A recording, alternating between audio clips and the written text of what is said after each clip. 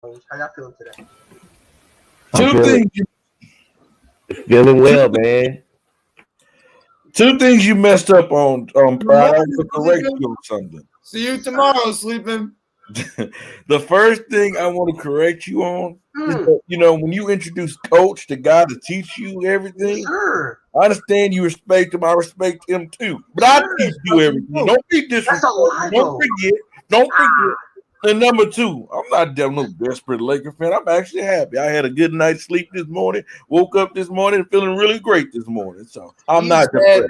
He said I had a good night's sleep this morning. I said last night. You know what I meant. Anyway, I'll be honest. After watching the game last night, I had mixed emotions. Number one, I felt great.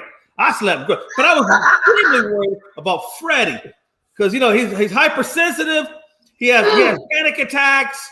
He puts all his hopes and dreams into one team. And I really thought he was going to slip into depression. And if so, I was going to try to slip him some medication. I was worried about Freddie, and I was going to start giving him the suicide hotline phone number because I didn't know what was going to happen when I woke up.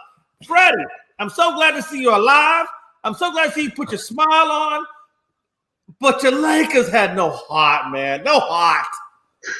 Oh, man.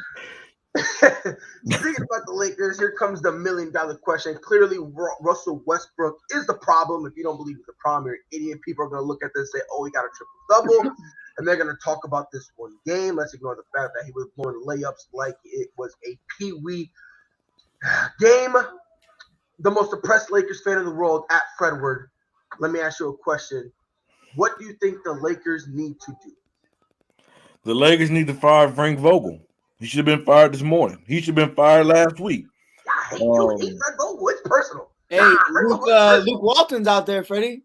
I would rather Luke Walton over Frank Vogel. I'm sorry, I said it on Real Talk Monday. I would rather Luke Walton than Frank Vogel. And the reason why I say this is because Frank Vogel is a defensive-minded coach. How can you be next to last on defense? That tells me these guys do not buy into your system. These guys do not believe in you as a head coach. Your voice is not being heard in that locker room. What is your rotations? I mean, it's one day it's Russell Westbrook, it's Kent Bazemore, it's Avery Bradley. I mean, you have non-shooters in there.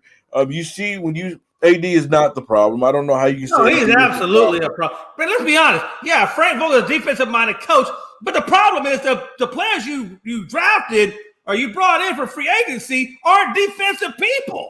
And that's the problem. No one you drafted that plays any lick of defense is Trevor Ariza. Well, no, that's not true. When you bring in Avery Bradley, you bring in who's in the paint? Who's in the paint guarding the paint? Because AD is out of the fucking perimeter like he's trying to guard some 3 points. And so who's in the paint? Well, you have Dwight Howard. Where's Dwight Howard? He had 0 rebounds yesterday. He played 10 minutes with 0 rebounds. Real quick, hold on, Freddie. I just want to make sure I clarify your point. Are you saying you want Luke Walton back, not because he's a better coach, but you just feel like anybody would be better because you feel like the team has currently given up on Frank Vogel? No. At this point of his career, I do believe Luke Walton is a better coach. And I know it's on the limb to say that because we have not, and let's be honest, we have not seen Luke Walton in a great situation. Let's not forget, Luke Walton was a coach with the Lakers when they brought Bron in for the first year with a bunch of young guys. And let's not forget, around December on Christmas Day, we was a top 4 seed before injury. Right when Bron got hurt, Lonzo went down, Ingram went down, injuries, and everything just went left. I'm saying that he will be the players could react to him better. LeBron don't even go talk to him on the bench. He talks to Phil Handy. I wouldn't even be mad that brought in Phil Handy as the head coach or David Fizdale. But I'm just saying Frank Vogel is not the answer. And I believe if after Christmas, if this team do not turn around, he will be fired, and there will be some movement on this roster as well. Go ahead, Mike. There has to be movement on the roster because your roster is horrible right now. They have no chemistry, and they don't play defense. The chemistry. Hold on. And honestly, though, they lack heart. They lack heart and competitive spirit. Even AD said that they had 0 energy playing. Freddie, my point is, if Coach Dante is coaching my basketball team, bro, and he is Coach, I love you. Coach, you're amazing at what you do. It's just an example. But if he is dog shit and he is just completely ignorant to everything, and I'm running the offense the way that Brian was during the Luke Walton era, I say, all right, bye, Coach Dante. A couple years go by, and then he walks back into the office. He walks back onto the court, and he said, hey, guys, I'm back. If you think they don't respect Vogel, wait till Walton comes back. Brian's going to be like, bro, I've already deuced you once. I'll deuce you again. You think I give a shit? Much. Like, you don't bring somebody back that was literally just fired. It would be like if the Bears brought back Lovie Smith. You don't do that for the simple fact that, okay, he's already been canned once. How much respect are you really going to have in this organization when you walk back in the room? You're not. And let me just it's gonna have to come from an outside source and not necessarily like players like he said that they've already had. Let me just make sure I'm understanding your point, Freddie. You're not saying that the number one person on their list should be Luke Walton. No. You're just basically saying if you have to pick between Luke Walton and Frank Vogel. Because me personally, I would go with Phil Handy. I would go with David Fisdale. I would look at a Mark Jackson. I would even look at an Eric Watson. I'm not sure that might be screwing his name up. I think you should just do it, bro. Oh, the one who used to coach the Phoenix. Right? Hey, Mike. Hey, Genie, fly me out there. I'm headed out there right now. I got a good suit. I can stand on the sideline. Hey, I'm gonna go out there. I'm gonna say, hey, he's gonna wear that blue and yellow shirt, Pride. Yeah, that's true. That's true. Yo, Coach, let me ask you a question. Let's take Russell Westbrook out the equation, right? What other problems do you see on this roster that they need to fix and they need to fix now? Well, first of all, you got a lot of defensive players that you brought in the offseason, but the problem is they're inconsistent in shooting the ball. Ken Bazemore, he played himself off the floor. The lack of rotations, DeAndre Jordan still starting. Anthony Davis getting you 20 points and only 6 rebounds. You got Horton Tucker playing 29 minutes and 0 points. Yeah, you play 29 minutes and you score no points. That's pathetic and that is horrible. You can't have anybody on this team that's not producing. So some of these guys are not producing. They're progressing on defense. The perimeter defense is terrible. The rotations is bad by Frank Vogel. One game he comes in with DeAndre Jordan. Next game he comes in with a better lineup. So he's too inconsistent. Dwight Howard played 10 minutes. He does nothing but foul. So you got lack of production. You got Wayne Ellington even playing. He's not getting you nothing. So you got all these guys. If you take out the equation of Russell Westbrook, this team may not be that much more better with this team, with this roster they got. So again, it's more than Russell Westbrook. It's Russell Westbrook is part of the problem, but he's not all the blame. That goes on through the whole organization. And plus them botching that Buddy Hield trade where they shouldn't have got Buddy Hield, a perimeter shooter, instead of getting Russell Westbrook that fits their team, that Buddy Hield fits their team more better. So it's a lot of problem coaching, rotations, and a lot of players just not giving production. And the defense is not even good at all. So again, that's what it all comes down to it. You know, they didn't play Rajon Rondo yesterday. I was just about to point that out. And I have a problem with that because yesterday when they took Russ out, they had no point guard on the court. They ran the offense to THT. You know he's struggling. I don't like THT started. Not in the starting five. I really don't. Yes. That's what I'm saying. I just don't like that lineup. I really, really don't. And I agree with Freddie. You can't have, and if you're starting, you play 29 minutes and score no points. That's no production. You should be starting. He's that dude. He can score. But the only problem I have with that roster is like THT kind of likes to just play free, right? When you have him with Russ, you're almost relegated. But you're starting though. That's what I'm saying. I mean, last night he had 0 points. The very next night he had 8. The very next night he had 2 points.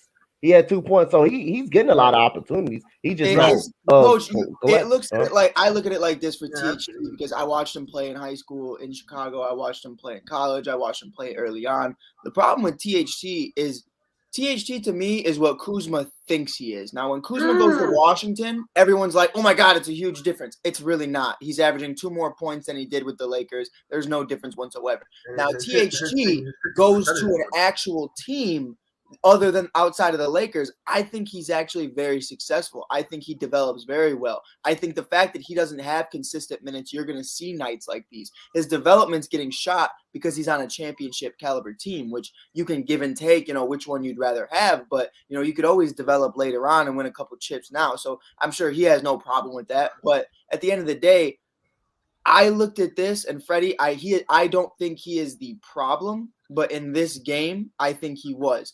Russell Westbrook did his thing. Russell Westbrook had a triple-double, 31 points, 10 assists, and 13 rebounds. Yes or no? I think he has a pretty solid game. Yeah, I think he did. I think he did good. I think he did.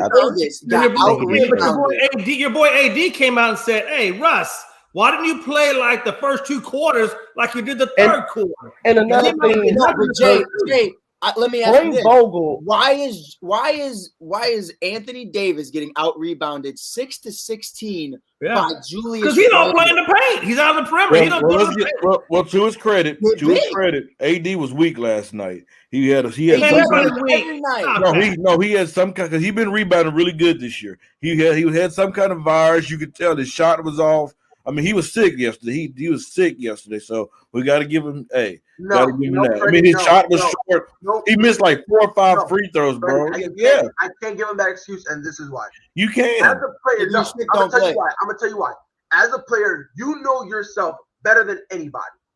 If there's something going on with you, and you know it, and you say, you know what, I can play through it and help my team, you are now saying, what I'm going through is minor, and I can perform. No, Anthony Davis' situation is different. You know why? Because everybody want to call him out, say he's weak. He's not available for his team. He's always he's what Charles Barkley call him dress clothes Davis. When you hear all that and you try to go out and prove people wrong, you say I'm gonna go out there no matter what and try to play games this year.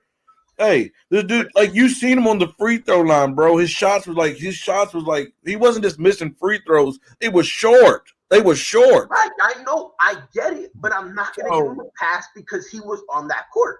I'm not gonna give him a pass. Well, that's okay. You might not, but I will because I know the situation. Why is Anthony Davis out of the perimeter when he should be down low trying to help out in the interior?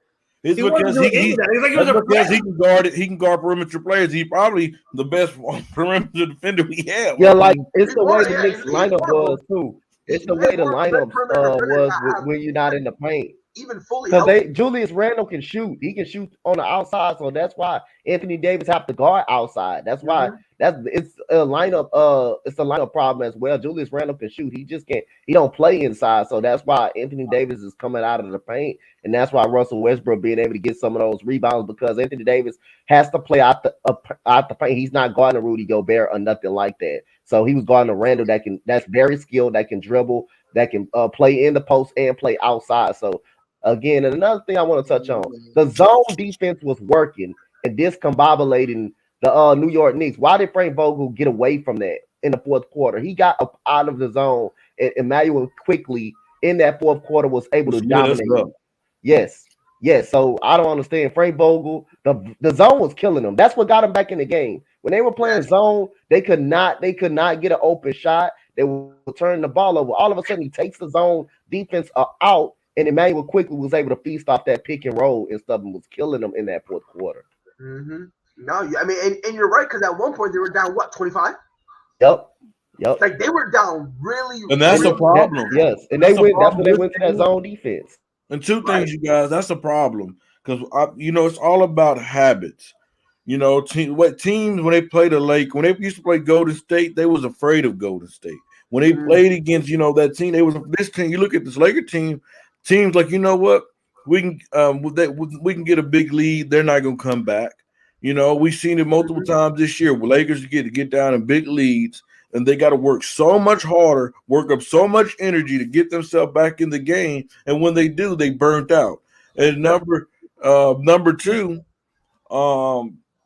like I was saying just a minute ago, I did not like the fact that Rondo did not play because we needed a point guard in that second unit bad. We needed one very bad, and we did not have nobody. Well, I mean, what you needed was your franchise player, but he wants to go and punch people in the face. So that's well, I understand that, but Rondo would not have been. Was Carmelo Anthony going to step up? He went 3 for 14, 2 for 8 from the 3-point line. At what point is he going to step up and be an X factor coming off the bench? I mean, problem, Jay. You brought him in at what age? Freddie, I don't care what you say. You brought Carmelo Anthony in at a time in his life where he's not going to be the X factor. He's going to have nights where he goes off, but you just can't say on certain nights, hey, I need you to do this, because that's just not him right now. That's not him anymore. And unfortunately, that's the majority of this roster. You're not going to have a lot of these guys be able to fill in this role. Talen's too young. Monk is too young. Kendrick's too young. You know, you have Carmelo, Dwight, Rondo. They're all too old. Then you have Russ, who it doesn't matter what timeline you put Russ in, dog shit. Mm-hmm. And then AD, who don't matter what timeline you put him in, he's going to tear his groin the second he steps on the field or stepped on the court. That's just the problem. You have to count on That's Bron. Not the problem, and that's why this team will only go as far as Bron will take them. Now, and we all know when the time get hard, where does Bron go? Bron gets off the bench and goes to the locker room. So there's your Bron. I mean, I go too. No, he goes to the locker room. He disappeared. That's why they got kicked out of the first round against the Cavaliers. Bron was in the locker room because he couldn't handle it. It was the Suns that they lost in the first round to the Cavaliers. But every single player does that. No, I want to piggyback on what Mike just said. You know what the Lakers' really problem there is? It's not nothing dealing with age, nothing dealing with that. Okay, because if we correct these things, we're blowing out teams. And let's just be honest. Turnovers is a huge issue. When you turn over the ball 16 times a game, I expect Coach Dante's Houston Rockets to do that because they're a young team. But this veteran team, you're turning the ball over 16 times a game. That's horrible. Defense. These guys, how long you guys been in the league? You know, you've been in the league this amount of time. There's no way in hell that our defense will be as bad as it is. Number 3, our shot clock, our shot management. Our shot management is horrible. We go up there, we go on a run. Russ takes a deep 3. You see these guys taking a 3. AD not getting the post. So it's nothing to do with age. We cut those turnovers to like 7 turnovers a game. We tighten up on defense. This can be a really good team, and that's what we're lacking. And that's why I say you have to blame the coach because I do not believe that they are bought into Frank Vogel's system. I just don't believe. I just don't think they have the stamina to play consistent D and play offense. I just don't think a lot of them do. We don't have to play defense every possession. We've always said this, that it's timely defense. And that's what I'm saying, though. They're all playing defense at different times. They're never doing it together collectively as a group. There's always someone that's getting exposed, and that's the problem. I mean, yeah, but I mean that is credit to the other teams who understand. Without a doubt. You know what I mean? So I mean, yeah, I understand your point. When the only time I'm really concerned with the whole stamina thing is them constantly have to come back from behind. Because like you said, they against the Knicks, they were there and then they couldn't really finish it off, you know, and gassed. Especially when you get to if they let this become a pattern, and let's say come playoffs they're doing this, I don't know a lot of teams you can just be and you can be down 25 plus and then just come back. You know what I mean? Like to be able to do that consistently throughout the play, it's gonna be tough. So I mean, look, Freddie, your Lakers do have some problems, but I'm gonna say this, and I mean this. I don't think it's fair to blame the entire thing on Frank Vogel. No. He won you a championship. No one says a word when he wins you a championship. No, we was complaining. Laker fans was complaining then because his rotations were bad then. His rotations were bad, but guess what? It was enough to get the job done, and that's the point. If he had Buddy Hield, I'm very curious to see how he plays now and how those rotations look. But with Russ, I mean, respectfully, that's on Brown. And then you had a chance to rest your players when you were sitting in a zone defense the whole time when you were stopping them. Yeah. So that take a while. take away a lot of energy from them. Now you go back into one-on-one, you go back and playing man to man, and then getting eaten up by pick and rolls, and plus you got players going right past you, right past you. That tires you out as well. Where it was working when they was playing zone defense, when they was playing the 3-2 zone, where you have three players on the wing and two people back. That was working, and Frank Vogel just basically took it away from by going man. So again, the perimeter defense is a problem because they can't stop anybody from getting in the paint. And then I'll say it's just a lot more things going on than Russell Westbrook and Frank Vogel. This is a whole organization and a team issue right here. It just everybody's inconsistent shooting the ball. I mean, Avery Bradley inconsistent. He can play defense, but he's inconsistent. Bazemore, we know why he's on the bench. He's inconsistent. So again, when you need a play, you got to be able to trust your stars. Anthony Davis and Russell Westbrook to make plays. They haven't been able to do that. Right, and not to make an excuse for Freddie, but the same thing that Freddie said, the Lakers were top 4 at Christmas 2018. Just as easily as you can be top 4, you could be bottom of the barrel. But by the end of it, they can figure it out. The same way that the Lakers weren't top 4 by the end of the year and missed the playoffs with Bron being out is the same way that the second Bron is back and the second this team starts to gel, the second guys start getting there, they can definitely make a run. So Can I answer this? Can I answer that? Can I answer that, please? No, not yet. When we get to the NFL part, I promise, Freddie, I'm gonna ask you. I promise, and I'm gonna give you the floor. Hey, when we get to that NFL, I'm gonna hurt some feelings. But look, I mean, the Lakers clearly they got some issues. I mean, and we all agree it's not just Russ, it's not just coach. There's a lot of problems that they have. Granted, they don't need to fix all the problems. They really don't. They just need to fix enough where you can now mask some of the problems that you can't handle and some of the problems that you can't fix. That's what they need to do. Hopefully they can. But speaking of another team that got problems, the Denver Nuggets. After last year, everyone expected they had high expectations for them. Injuries hit. They're 9-9 and are 8th in the West. So I'm gonna start with you, Jay McLovin. Do you think the Nuggets can overcome the injuries? Because I don't know if you heard, Michael Porter Jr. is possibly out for the year. And PJ, no, I don't think they can. PJ Dozier went out last wrist night. Injury they had no timetable on Joker. They got no timetable on DeRozan, who just went down with a knee injury. Murray is still rehabbing a torn ACL. God knows how long that's going to come. And if he is, how healthy will he be back coming off of ACL? Because that's a pretty significant injury. So it's going to take him to a little while to round into form. I mean, all your key guys are hurt. So how do you come back from that? Especially when you don't know any timetables for any of them. No, I think for this year, I think the Denver Nuggets are they're going to be competitive, but this is just not going to be their year. And it is just because of all the seriousness and uncertainty of those injuries. Yeah. Go ahead, Coach.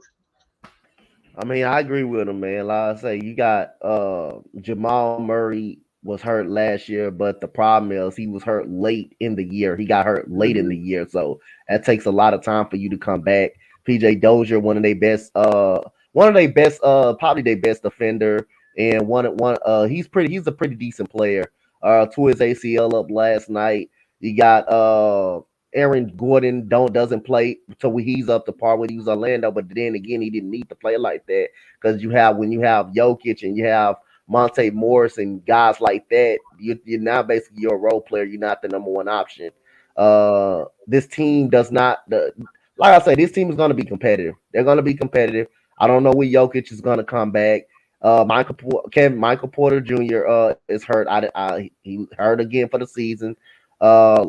His rookie year was his back. This year, I don't know what it is now.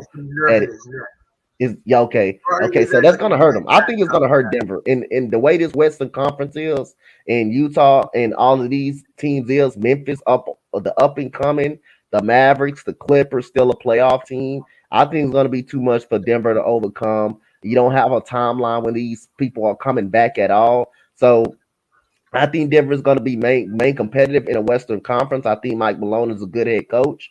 He turned this organization around, but the injuries will be way too much to overcome. And these are long-term injuries. These are not just short-term injuries. These are long-term injuries. So, again, I think Denver is in trouble, and I might not see them making the playoffs this year. to be honest. Freddie, I saw you nodding. I'm assuming that you're kind of in line with everything coach is saying, huh? I'm not gonna say they're gonna miss the playoffs because I still think if you still have Joker, he still gives you a good chance. But I don't think they will go as far if I would pick them if they was healthy. Because we know when that team's intact, we have Jamal Murray. He can give you buckets, elevates his game. We kind of start seeing a trend like we see with Donovan Mitchell in the playoffs. He take his game to that next level. But it sucks that right now the best player on the court is Aaron Gordon, and he's kind of like in the same situation he was in Orlando. He can't lead the team by himself. They need to try to get Joker back as quick, fast, in a hurry, if possible. What's up, Mitch? How you doing today? They're in trouble. I actually had the Nuggets beating the Suns in the playoffs last year if they was fully healthy. And I'm sorry, Iverson. I know you're watching, but I really did because I didn't think. I agree. They need. I think they beat him.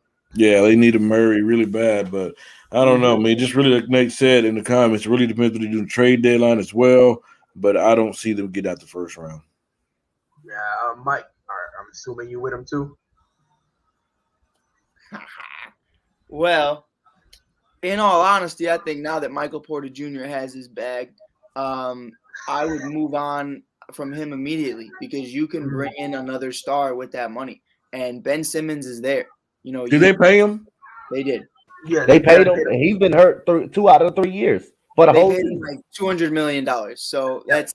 I'm about to look up his exact contract right now. I think it's like 220 or something. But no, at the end of the day, I truly do think if you trade Michael Porter Jr. and a shit ton of picks for Ben Simmons, I think it works out for the Denver Nuggets. I understand he has this work ethic issue.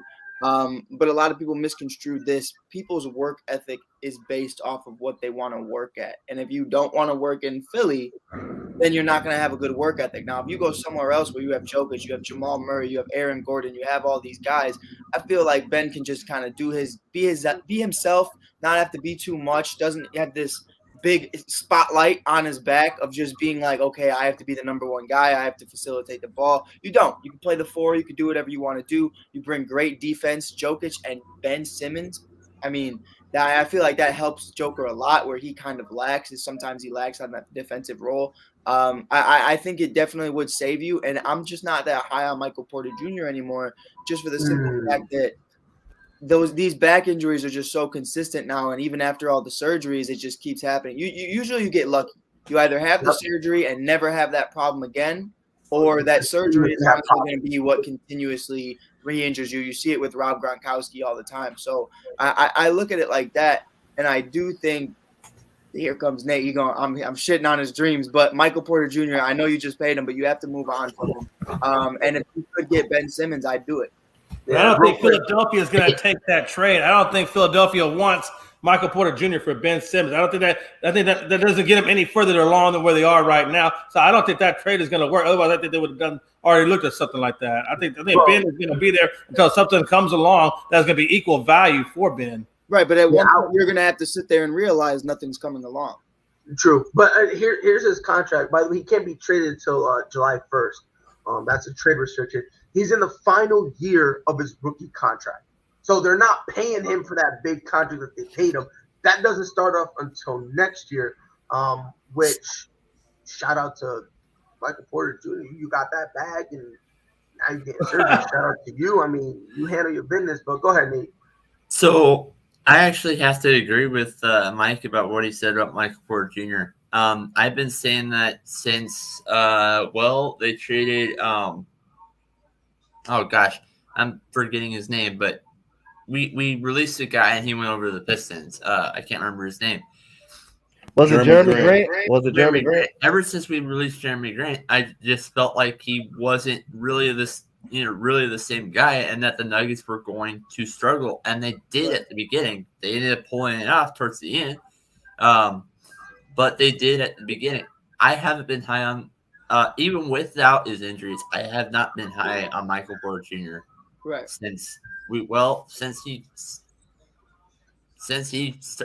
Nuggets wanted him to become an all-star. Right. I mean, maybe it's just me. I mean, I like Michael Porter Jr. I do like him. It is the injury. Yeah, it's the injury concern for me. And again, I think I think either Jay or Dante, I think it was Coach that said it. The injuries are long-term injuries. It's not something where, I twisted my 21 and just had your first back surgery. Like, right. Like think about it. Like, you know what I mean? Like, that's a serious injury in back. Anytime you have back surgery, that's crazy. Involving your back, it's serious because the thing is, it's either A, like I think Mike, you said this, you're either lucky enough where it gets fixed immediately, or B, in layman's terms, you're fucked and you got to deal with this for the rest of your life. Yeah. Like, when you're playing basketball, that's even worse. It's not. You're not gonna get that lucky shot with a back injury. No, that's what it is. You're not. Back. Hey, out of all the injuries there is, back injury is the one that never really truly goes away. You can strengthen it as much as you can, but you're always gonna have issues with it. Look at Tiger Woods, for crying out loud. How long has he been dealing with back injuries? And he still ain't never been right. Yeah, and I mean, it's just that's the bad thing about the back. The knees, you can kind of get by with the knees. You kind of get by with the shoulders. You can get the back. It's just that once you have the first surgery, it's just the first surgery of many more to come, and you're always going to be battling that. No, 100%. You're screwed. To answer Damien's question, Nuggets, Rockies, or Broncos, who's the worst right now? And that, without a question, it's the Rockies. Oh, not even close. It's not even close. I just lost our best player in Trevor's story, and we're about and. Well, I say this being my second favorite team, we're about to lose Trevor's. We just did lost Trevor's Story. Hey, Yoel, that's the reason why Michael Jordan was able to go on that run, because if it wasn't for Larry Bird's back, Michael Jordan wouldn't go on that run. Let's just be honest. You come into the argument. I don't like playing ifs. I don't like playing. Well, I'm just saying, hey, that's just being honest. Hey, Freddie, if Derrick Rose didn't tear his ACL, he'd fuck up Ron for years. No, he wouldn't have. Hey, Mike, one thing that you failed to realize, Kobe Bean Bryant is my dude. He's my dude. Bron's not. He's your dude now. I'm asking, he's your dude now. Yeah, right now. Yeah. No doubt. There are rumors going around that you switch your guys like a woman switches her tampon on her. Well, Pride, you can say that. That's true. Hey, Jay, have you ever met Pride before? No, first time. I'm gonna introduce you to Pride real quick. Hold on. What did you say? I said Kobe Bean Bryant has been overrated ever since he passed away.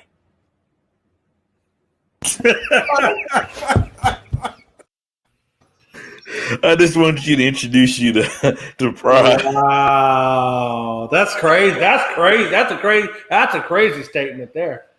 Are you done? Are you done, Freddie? Yeah, I just had to introduce you to him. He never. That's a hell of an introduction. That was his very first show on the network. Yeah, and by the way, you ask that question 10 times to get the same answer. I love it. I don't care. What, Freddie? You expect me to apologize or something?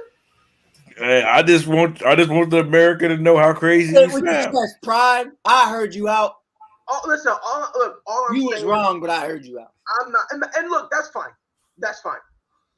All I'm saying, look, I'm saying this right now, Freddie. If you wait for an apology, I got bozos still waiting for an apology for something they did wrong. So, Freddie, if you wait for an apology, you're gonna be waiting a long time. Well, you might go see Armageddon before you hear this apology. I don't need no apology from me whatsoever. Hey, I'm just sorry that you just didn't watch great basketball. I got crybabies still following me, waiting for an apology. I got people who done me wrong and they crybabies still waiting for an apology. So, Freddie, I have a crazy NFL hot take, but that's soon. Yeah, that's later. I low-key want to hear that, but I'm not even wasting my time. I'm not getting into this conversation with you, Fredward.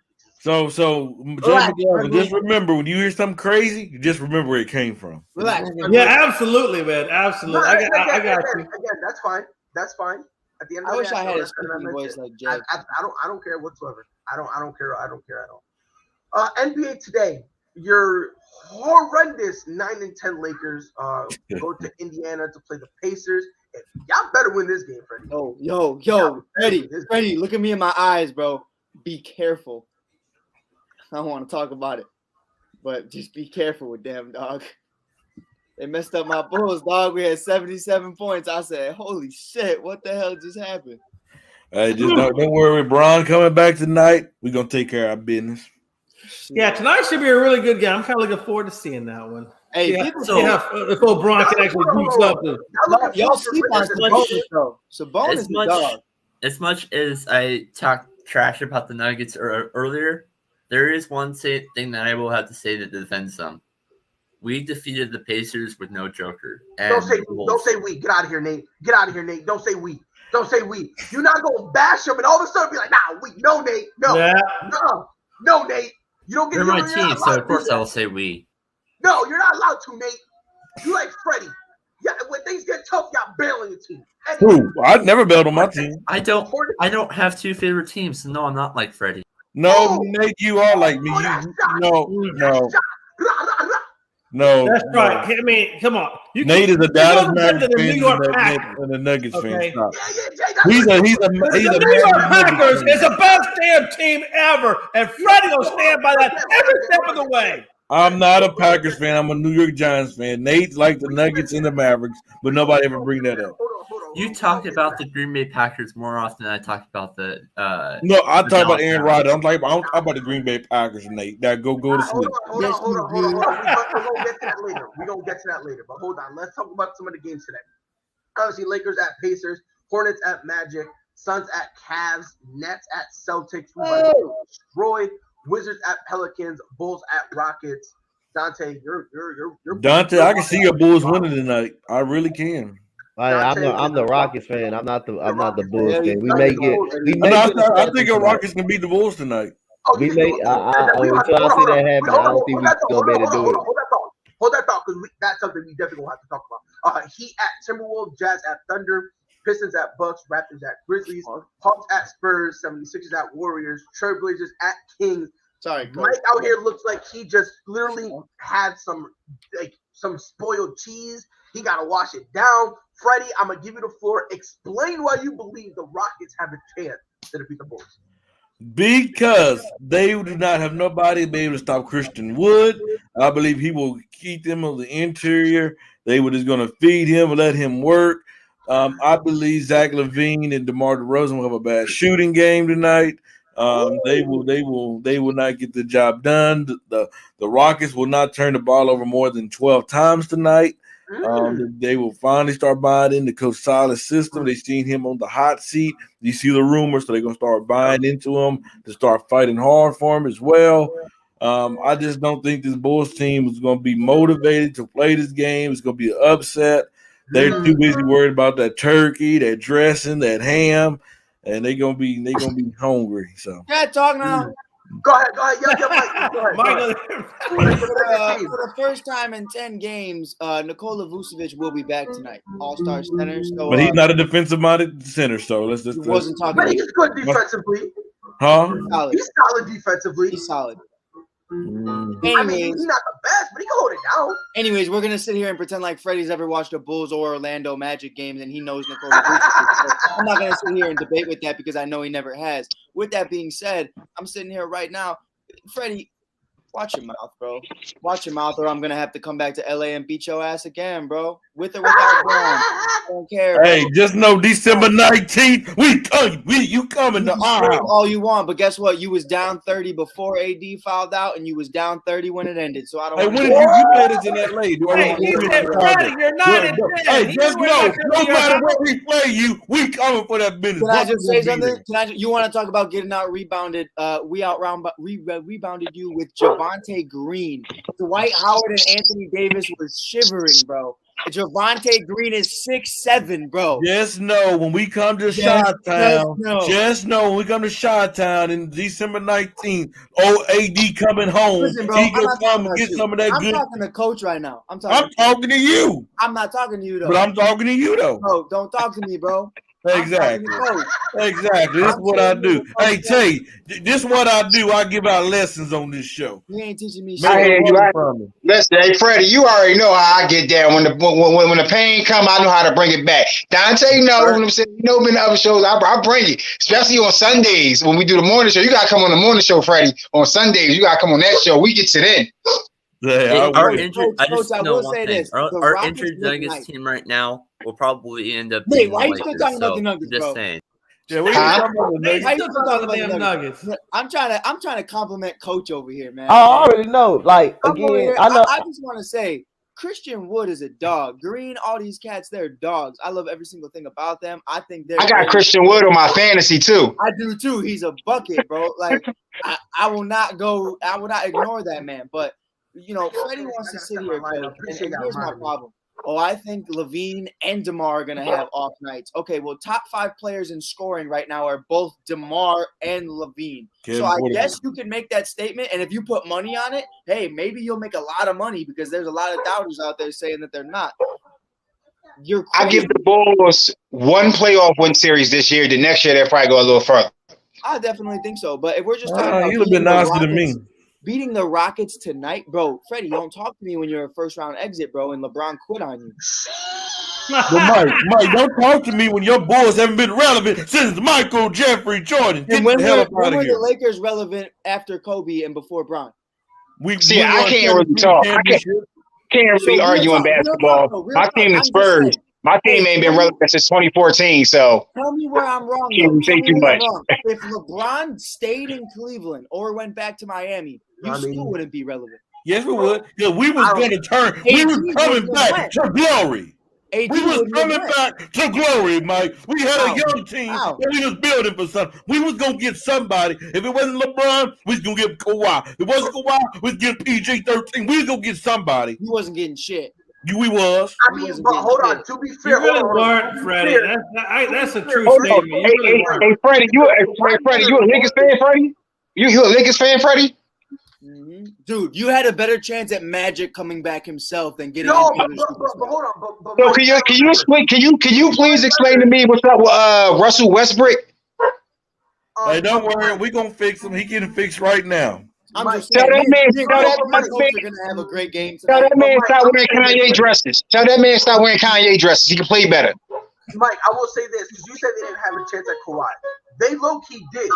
Because remember, Kawhi wanted to go to LA till Bron got there, and then all of a sudden, him and PG were Clippers for life. Talk about they grew up watching the Clippers. So I'm not gonna sit here and say it would have been impossible because a lot of people did want to go to LA. He didn't want to play with Bron. When would that have happened? That would have happened. Kawhi didn't want to play with LeBron. That's why he ain't go. Exactly. So we was gonna get somebody. We ain't like the Chicago Bulls that who've been down there for years that nobody wanted to take your money. I'll say this time and time again, Freddie, but you always bring it up. And I don't my guy on the left, I never met him before, but I'm gonna ask this question to you too. What's up? If I'm broke for 21 years of my life, I don't have a dollar to my name, right? Let's say my Chicago Bulls are the same scenario since the 90s. Not relevant, right? And then I win the lottery tomorrow. Are you still gonna call me broke? Because my Bulls are back. Oh, okay. They not back. I can't call you. Okay, so I can't call you broke because you was broke yesterday, but you're not broke now. If you won a lottery, that's just like if you broke now, you get paid. Why is this man still sitting there? They still broke. What do you mean? What have they accomplished? The Bulls are not broke because they was able to pick up Lonzo, DeRozan, and they picked up some good players. That's why I said they won't make it to the playoffs with that team because the East not really that stacked like that. So they have an opportunity to make them to really have a good playoff. But if they were broke, they wouldn't be able to pick up. They wouldn't be able to pick up them players if they was broke. We're not talking about money. We talking about winning games. What have they done lately? They haven't done nothing. Okay, I'm about to answer your question, Frank. Let me tell you this. When LeBron is not on the floor, the Lakers suck. And this shows. Carmelo, an old-ass Carmelo had to save y'all. An old-ass Carmelo had to answer my question, though. You didn't answer my question because you know I'm telling the truth because the Bulls haven't accomplished anything. So I just want to point it out though. We just went 10-4 against 5. Oh, you want a cookie? You want a cookie? You did that in the regular season. What's gonna happen in the playoffs? You just got exited in the first round last year. What have you done lately? We won a championship a year ago. That's what we've done lately. It's a bubble. Everybody's rebuilding, first of all. So Y'all barely beat Miami in the championship. They was hurt. Bane was hurt. Dragic hurt. Y'all beat a banged up Miami team.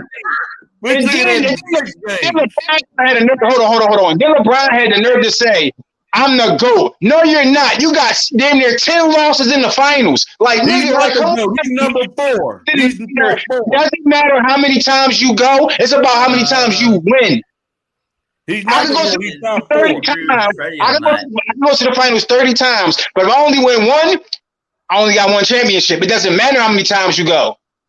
He's not the GOAT. He's number 4. But to sit up here and say that the Chicago Bulls are back and they haven't even won a playoff game, that's delusional. That's very delusional. The Lakers are a broken team, and the Bulls are a team that's on the rise. They're number 3, and they're doing well. You guys are broken, Freddie. The Lakers are a broken team. Jay was the Chicago Bulls stop. They've been broken for how many years now? Get out of here.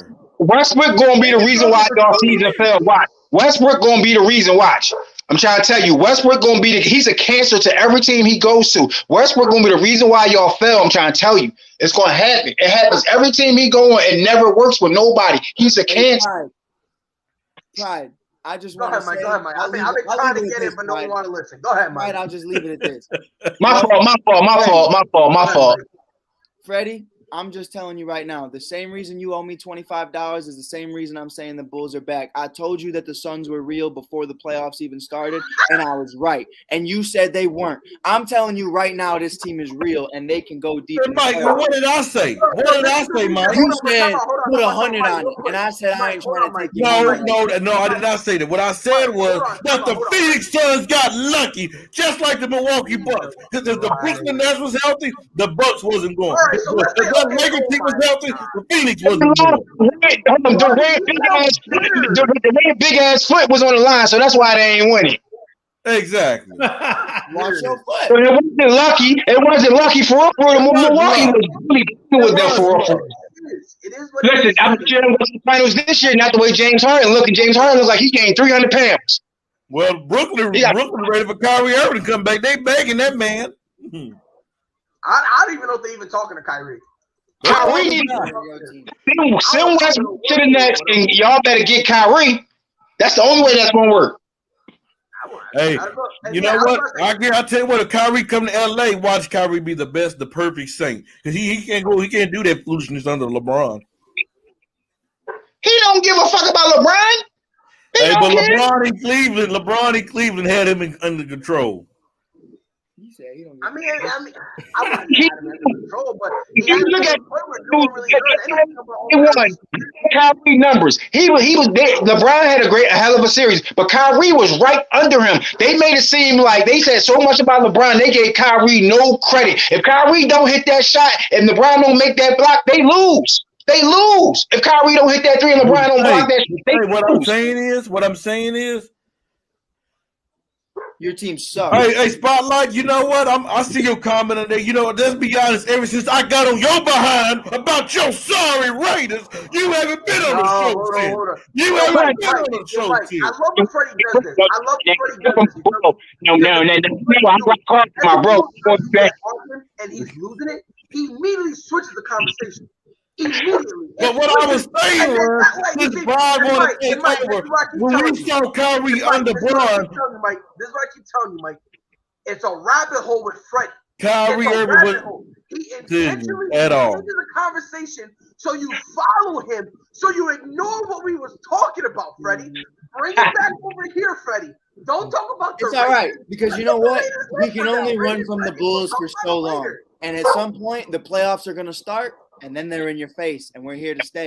So okay, y'all ain't going past the first round. You can book it. Oh, so we're both leaving in the first round. No, my team making a championship run, while your team is going home. Your team isn't the same team that won a championship. It's about what I see that you're working, but you know what? Hey. Oh yeah, go back. Ever since I got on them Raiders, I don't see you doing no more shows. Keep talking to someone who's not even here, bro. Well, Freddie Lake. In the playoffs, he gonna go tuck under his blanket. He gonna put his tail between his legs and cry. I'm trying to You know what? When we win the championship, all of y'all are gonna be looking crazy. Jay McLovin will be, Coach Dante will be, Mike, More like Lakers I won't be fans looking equals crazy Cowboys because I don't fans. give a damn about no damn Lakers, so I won't be looking crazy. No, the way y'all criticize us, Oh yeah, of course they and Russell They Westbrook. supposed to be When the we best win, team. I They supposed to will be get the my best. revenge. They supposed to have the best roster on paper. Of course, if something go wrong, of course we gonna criticize their ass. Just like I criticize every one of my teams. Of course, yeah, they supposed to be the best Sorry team. about Look, mute every they single supposed to one of be y'all the best team. The problem with the Lakers is y'all look good on paper, but it just Yes, doesn't transcend to the court. You look good on paper, but it don't transcend. They don't You're not a look super good. But when that Yeah. day do come, I'm gonna come make y'all. I'm gonna make y'all eat Hold crow. on now, Freddie, relax. We need a minute. Hold on. Bad. We need a pineapples. I wasn't ready. Hold on, Jay. Hold on. 1 minute. You see? This is why I love the mute button, because some of y'all needed to take a deep breath and relax. That's what y'all need, right? This is for Freddie. Go ahead, Nate. Hi, Nate. Nate. But Freddie, if the Lakers you gotta wear the opposite team jersey for a week since you that confident. Say it again. If the Lakers lose in the playoffs, you have to wear the team that beat them jersey for a week. It says you that confident in the Lakers. I'll never do that. I believe one thing. I believe Because my you don't have no brother. confidence. Confidence. There's no confidence in you. I believe purple I and believe gold. the Lakers I are a believe failure. purple Let them and lead gold. the way. Hold on. Let me, Freddie. I want to play a game with you and Mike real quick. And I want to see just how confident you are, Freddie, because you're bashing the booth, right? I want you and Mike right here. I want to try to make a bet. Who makes it further in the playoffs? No. So, okay. So you have no confidence. So why is the jersey the poo-poo and the Bulls talking about they dog shit? Because I know what's up. I don't need to satisfy you. No, you don't know what's up. That's why you won't wear the jersey. You don't know. If you knew, you would wear it. You would take the bet. Yep. If that's me, I take that confident. Now you didn't understand what Jay was saying, so he's gonna go put on a Lakers jersey, and that's not at all what Jay was saying. That's all it is. Yup, that's all it is. That's all it is. He gonna say that I believe in my team, but when you tell him put his money where his mouth is, all of a sudden he's looking shaky, baby. Yeah. Man, I wish I Listen, you can't win a championship if you don't have a good foundation to start with, and nothing about the Lakers right now is a good foundation. Listen, here, people who believe that Russell Westbrook my was team going not relevant, man. My team ain't been irrelevant since 2014. But what I'm saying is, if I'm betting, I'm going to bet on my team because I'm confident in my team. If I know we winning the way we supposed to. But if we re-bet, no, I'm not going to bet. You got a whole team. If you that scared of your team losing, you're not that confident in your team. You know what you are? You are a 300-pound version of LeBron that can't play basketball no more. That's scared to bet. Pretty much. I'm not 300 pounds, first of all. And look at here. I got the jersey. I ain't scared of no jersey. That's not what he said. That's not what I. That was not me, Freddie. That was not me. Don't yell at me. That was not me. It wasn't me. I lost control. But it must be hell being you, Freddie. It must be hell that you can't have that much confidence in your team. It must be hell right now for you. You must be living in torment. I bet when you go to bed at night, you're having dreams of magic. You're having dreams of Kobe being Bryant because you know that your reality, your present day sucks. And I'm going to tell you this right now. I'm going to say right now, look, I love LeBron. And when he was with the Cavaliers, I thought, you give me that Bron, I'm good. Now we're looking at an older Bron who, unfortunately, now the injury's starting to catch up to him a little bit. And now this right here is the part of his career where he should be able to take a back seat. Someone should be able to step up. Unfortunately, I love AD and he's a phenomenal talent. Freddie, you and I, we talked about this a while ago. That edge, that mental edge, that mentalness that I want to go out and do it every night. He doesn't have enough. Now, he doesn't have to be a stone cold killer, but he needs to have enough to a point where they actually have to look at him and say, oh man, no. Because now people aren't scared of AD no more. And that's a problem. When you're talent-wise, you're a top 5 player, and they don't fear you like that. To me, that's very alarming and that's very concerning. And again, this is a point do I have to shave my beard? Do I have to shave my beard or just my hair? Whoa. So you taking this back? No, I'm asking him if I do I have to shave my beard? I keep the beard. If I keep the beard, I do it. That's Not the bet. why he went to New Jersey. He just don't have the confidence. Freddie's just like a man of glass. You like glass. I feel like you're gonna get fragile, get broke. The bet is whoever knocks the Lakers out in the playoffs, you have to wear that team's jersey for a week. I believe purple and gold, my brother. I would never do that. I'm sorry. Well, you ain't the Lakers. Cut me open right now. You gonna see blood. You gonna see gold, purple and gold come out my skin. Mike is just fed up with this. You already purple. Mike is fed up. Look, I'm gonna say. That's what I do. I'm gonna say this real quick, and then we'll move on because Freddie. Mike. Let's put me and Mike on screen. Mike, let's make the bet. Let's make the bet.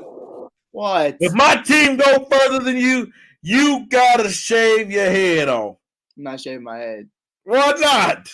Because why the fuck would I want to shave my You don't head? believe me? I'm not shaving my head, G. Mike, you don't believe in your team? I'll shave my beard. I ain't shaving my head over no basketball. Mike, you lost me, bro. Because you just said that. Oh, look who showed us, my bro. That's crazy. The guy that been running from me. No, the guy that been running from me. My brother don't never run from nobody. He gonna do. You run from me. You don't run from nobody. You run from me. We don't run from nobody. Where is Spotlight? I see his name. I'm gonna let him handle his business. He running from me again and down there. He won't come on the screen. He's running from me. Nah, because we spoken about this before. You got about 20 points the other night. So he probably got to go find a better place to get some of the internet because I know. Nah, he running from me. Ever since I got on about them Cowboy Raiders, ain't heard nothing from him. Hold up, ain't this the same guy? Ain't your team the Giants? Huh? Ain't your team the Giants? The New York Giants who tapped that tail. The Raiders tail. Y'all just got spanked, so y'all ain't got no reason to talk about them. Y'all ain't going nowhere. Were we not? Yes, we were. But we beat them sorry Raiders, and he ain't been on the show since. I tapped that tail. I don't like the way you say that. Yo, I'm gonna tell you this right now. It's like I think you and I gonna say the same thing. Freddie got this great talent of misconstruing the story. And it's impressive, Freddie, how you can do it and then trick yourself into believing it. Because Spotlight been screaming for the longest. Yo, I got a job. I'm about to start. It's coming up. He's been screaming that for the longest. No. Yes. No, ever since my Giants tapped that tail, Spotlight has been toned down. He ain't been that crazy person. He ain't been going off. Because I've been spanking that behind, and he's running. You're sus. The Giants can't even beat a high school team right now. Say, who's your team? We five. My team is the 49ers. We better than y'all right now. But Freddie, every team in the league damn near is better than your team. So I don't know why you trying to flex. There's nothing to flex on. Just like your Lakers. There's Except nothing to flex on. lines. That's why you won't take the Except jersey for the pick. Detroit lines. You can't flex. The Giants is in last place in their division. Nate, are you good? I put myself off, and then somebody keeps throwing me back on there. Up there tripping early in the morning. But you know what? I do this, Mike. I give this why I love Mike, man. I give credit to Mike. As much as I go at him because me and him go at it, he don't run from me. But there's a couple people that you don't run. I ain't scared of you, folks. I would never run from you. Never. Mike, I can't tell because you know what the first day I met Tay, you know what he told me? Oh, we gotta do a show again. We gotta come on the show. And it took him 3 months. 3 months to come back on here so I can tap on him. So. I'm not even allowed for a vacation. G, why you say it like that, G? Stop tapping on dudes. Wait, man, stop taking it that way. You taking it that way. This is not okay. Oh, hold on. I'm talking to Dante. Dante, anytime we're in the show, where am I at? I'm at work. I work a lot. Like, so I only get on certain shows. When I'm home, I get off 11, 12 o'clock at night. So I don't really be having time on weekends. Then I could get on shows. But I only get on shows on the weekends because I have to work so much. Trust and believe. What was said, Freddie? What was said, Freddie? What was said, Freddie? What was said with that ugly ass Lakers jersey on? What was said? I got it. Ever since I got on them Cowboy Raiders, you have been running from me. It's called a job. Yeah. Yo, he said J.O.B. It's called. I'm just saying, like, hey, if you want to get on here and do a show at 2 or 3 o'clock in the morning, I want to know that you ain't running from me. Listen, we can do an ASAP in the morning at 3 in the morning. I don't care. What's up? Wherever I am, I'm here. Hey, matter of fact, bring his mic. Yeah, we do ASAP in the morning, 3 in the morning. Hell, I'll do ASAP 3 in the morning just to see Freddie, because we still gonna give you the same amount of crap. Better get your popcorn ready, Freddie. Get your popcorn ready, brother. Hey, I ain't eating no popcorn because you know why? I'm coming to dominate. That's why I had you run. Freddie, Even when the last time when you did a show. Freddie, you are eating popcorn because popcorn is the same color as that bum ass Lakers jersey, bro. They butter. Bum jersey. What about your Philadelphia 76ers? You bums who talking about trust the process? Trust the process like a tissue that wipes my butt. Bro, you trusted the process by losing to the Pistons, bro. And what is the Sixers doing right now? What process y'all had? I mean, we don't trust no process. We win championships. We don't trust the process. We win championships. When the story was coming from LeBron, what LeBron do? Well, Freddie always say he was running. He ain't want no smoke. LeBron was about to get his ass whooped. For real. He ran, just like when Freddie always said somebody running from LeBron. Your guy LeBron was running. He knew he was about to get beat up. That's why. I had to say that. Did you lose to the Raptors? Did you not lose to the Raptors? Can you tell me that? The Pistons, bro. What about the Chicago Bulls? The Pistons is the worst team in the NBA, bro. Didn't y'all lose to the Chicago Bulls? Actually, hold on, Spotlight beat my team twice. Freddie, are you seriously That's even comparing more the trash Pistons for them to to the beat your Bulls? team, Mike. Actually, the Rockets are the worst team in the NBA. Philadelphia's trash. Philadelphia is not trash at all. They've been trash for years. They're not trash at all. Are you seriously comparing the Pistons to the They got a point guard that got the #1 pick. Wait a minute. But they can't. It doesn't matter what you say, Freddie. You're not a real Laker fan, and I'm gonna tell you why. I'm not a real Laker fan. Oh, I'm tell you why. I'm in Southern California. I'm not a real Laker fan. I'm probably more a Laker fan than you are a Philadelphia Sixers fan. I can't get loud, but I'm gonna tell you why. But they got a better record than the Lakers. When you said, "Oh, LeBron is a quitter," how that makes you a Laker fan, bro? Because guess what? I don't sugarcoat nothing. I don't sugarcoat. I don't run from it. Like you Philadelphia fans, y'all run from it. I'm more of a Laker fan than you are Philadelphia. What are you talking about? Mike, you want to be an Oakland Raider fan, but you a fan of Philadelphia. That don't make no sense. You need to root for the Philadelphia Eagles. You live in Texas, right? We live in the Dallas Cowboys. That don't make no damn sense. Why you always making no sense, Freddie? Because the Cowboys are delusional. You live in Marshall, freaking Texas. Marshall. You ain't in New York. You ain't in LA. Don't I was born in Southern California in a city called Fontana, Have you ever California. taken a plane flight to LA? You ever been to LA? Yes, I was born in LA. Hear me out. You a Giant? Hear me out. Say, How you a Giants Yes, I'm a fan? Giants fan. My team won a Super Bowl. What have your team done? Hold on, we gonna talk. Freddie, you want to talk? Hold up. He just told me not too long ago, Freddie. You just told that you on the low. Aren't you a Packer fan, bro? No. I'm a Giants fan. When have you ever heard me? I'm a Packers fan. When? You never heard those words come out of my mouth. You talk about the Packers more than you talk about the whole organization in the history of the Giants. You have more Packers gear. Actually talk more about the Packers. I never heard you talk about the Giants. Hey, I got something good to say about your Cowboys. You know what I say? You know when I say what can go wrong will go wrong? Because they're no longer on your team no more. They on the Raiders. They are what can go wrong will go wrong. We see too many things go wrong in Vegas. They are actually waiting to happen. So I want to say one thing real quick. I was just on the phone with Freddie yesterday. Did he just say he picking my Raiders to beat the Cowboys on Thursday? But you talking shit about my Raiders. I'm sure I'm going for the Raiders on Thursday. Let's guess what? I can't stand the Cowboys. You talking, but you said you don't like the Raiders either, so don't pick either. No, I'd rather the Cowboys have more than your team. I understand Freddie living in Texas and being a New York Giants fan because I live in Washington going from rooting for the Denver Broncos.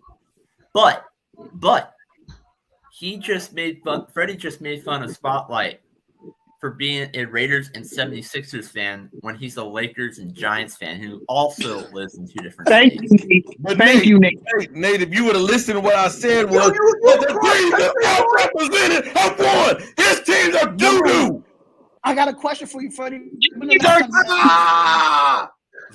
No. Answer this question, Freddie. When the last time you were in New York? Hey, man. Hold on. I just found out that your jersey, your Giants jersey is a universal jersey.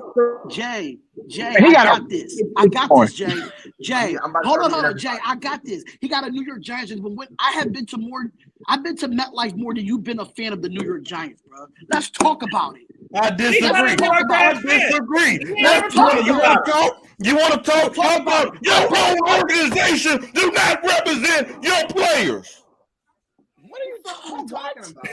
You got Ben Simmons, who you drafted #1, and y'all don't even support the kid. Y'all trash his name. Y'all hurt his mentally, and you get him out and you say, we don't want you. We trust the process, but we don't want you. Who talking about Ben? Who talking about Ben trash ass Simmons? You see that? Exactly. And you know what else you do? Bob Jimmy will let you want the delusional franchise. Hold on, Freddie. First of all, Philadelphia don't want Ben Simmons because Ben Simmons ain't got no heart. He's soft. Don't nobody want him. I wouldn't even want. He fits for Philadelphia. He fits for the 76ers or soft-minded. Listen, Freddie. When Ben Simmons comes to the Lakers, Freddie's going to feel the same way. Freddie's going to feel the same way. No, we don't. No, you know what? We'll welcome Ben Simmons in. You know why? Because we had a player in history that could not shoot that similar game. You know who he was? Do you remember who he was? Do you remember where he stand in history? Irvin Magic Johnson. We know how to turn players. He shot when he needed. We know how to turn players in the great. Don't shoot at all. Between them two. Right now, I don't know what you're doing. I don't know what you're doing in Texas. What makes you think the So we got the NFL on Thanksgiving. They got 3 games that they're putting on the slate for us. And I'm telling you right now, some of these games are going to be very interesting. The Raiders is losing. The Raiders is losing. They put the Star Raiders on TV. The Raiders is losing on Thursday. Them trash Raiders. Play the Saints. So the Giants ain't no damn better. They got embarrassed on Monday night. The first game is going to be the Bears at 12:30 my time. And at 4:30 my time is going to be the Raiders and Cowboys. Yeah, trash. Cowboys going to take the dub. Listen, Jay, take the dub. I don't give a shit about the Raiders. No, we're going to take the dub. We're taking the dub on Thanksgiving. Take it. Trash night football. You said trash? You really think it's trash night football? Because I think that Bills Saints game might. The Giants will never play on Thanksgiving. They ain't worthy. We don't want to, but we don't be represented by trash.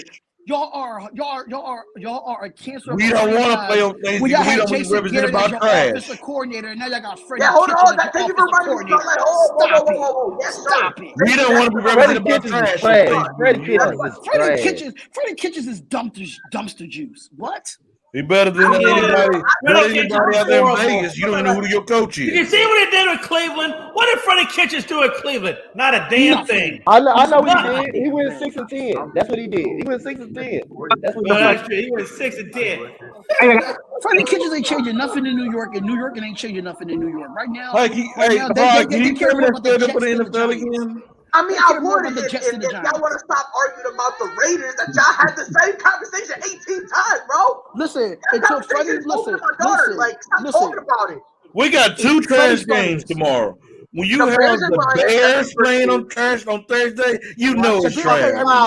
You know, when you have the Bears playing, that's trash. When you have the Raiders playing, that's double trash. And when you have the Cowgirls playing, just admit that you're a Packers fan and they lost this weekend. Just admit that you're a Packers fan and they lost this weekend, bro. Can't stop. I'm a Giants fan. No. You're a Packers fan. Oh, yeah, because you know the Giants fan. What proof you got that I'm a Packers fan? He's admitted it on a past show before. He's admitted it in the show. Show me, Nate. Don't tell me. Show me. No, Nate. Bring it up. Bring it up, Nate. Let's go. Just like how we called it when he said Tim Duncan was better than Kobe. I think he started that MJ said. He said Tim Duncan was better. Then all of a sudden he just takes out, disguise it as satire and a joke. Nate, bring up. Let's go right now. I want to see it. Yeah, let's bring it. Rebuttal to that because the Spurs is my team. I would never think Tim Duncan is better than Kobe because they play two different positions. I didn't say that, Tay. But Tay, if you was there, listen. Nate wanted to bring up certain parts of the show. He didn't hear me when I said 5 minutes ago that I'm being sarcastic. Oh, because Tim Duncan, my guy, that's first my team. That's my guy. Judge is being judged right now. Show me the clip where I show me the clip where I say the Packers are my team. Show me right now. Let's go. Where is it? Relax. Price trying to ask you a question and you talking about some bullshit. Shut the hell up. Well, I want Nate to bring that clip up. No, what you did was this. Pride said everybody relax and everyone got quiet. And then you go, okay, by the way, fuck the Bears and fuck the Raiders. You started it again. Just stop it or I'm going to have Nate mute you forever. Well, Mike, I'm glad you said goodbye. I'm glad you said that about the bull. You're absolutely right. No one said it's all good. It's all good. At the end of the day, I said what I said about my Raiders. If you ain't see my live, go check out my live. I said what I said about the Raiders. That's one thing I can say about my Raiders. I can be honest about my team and say it on the live stream. Unlike Freddie, he's going to keep riding I love 3 and 18. I'm not yelling at you today. I'm gonna yell at him, but please help me here. Listen, I gotta finish work. I gotta finish work. I can't be on here too long. Yeah. I just wanted to see if you was running from me, Spotlight. That's all I need to know. Ain't nobody running from you, Fredward. Are you serious? I thought you had to have your brother come over here and defend you. I thought you had to have your brother Tay come over here and defend you. Fredward. But can I ask you a question? You know, if I was home, I would have pulled up. Bro, hold on, bro. What kind of weed do you smoke, Freddie? Because sometimes you be talking a lot of crap coming out your ass, pause. But what I'm saying to you is, he smoked K2. To really come to realize that both of your teams stink, and you hate on everybody else's team to make yourself feel good. I see what it is now. I see what it is. My team suck. The Lakers got 17 championships. The New York Giants got 4. Nobody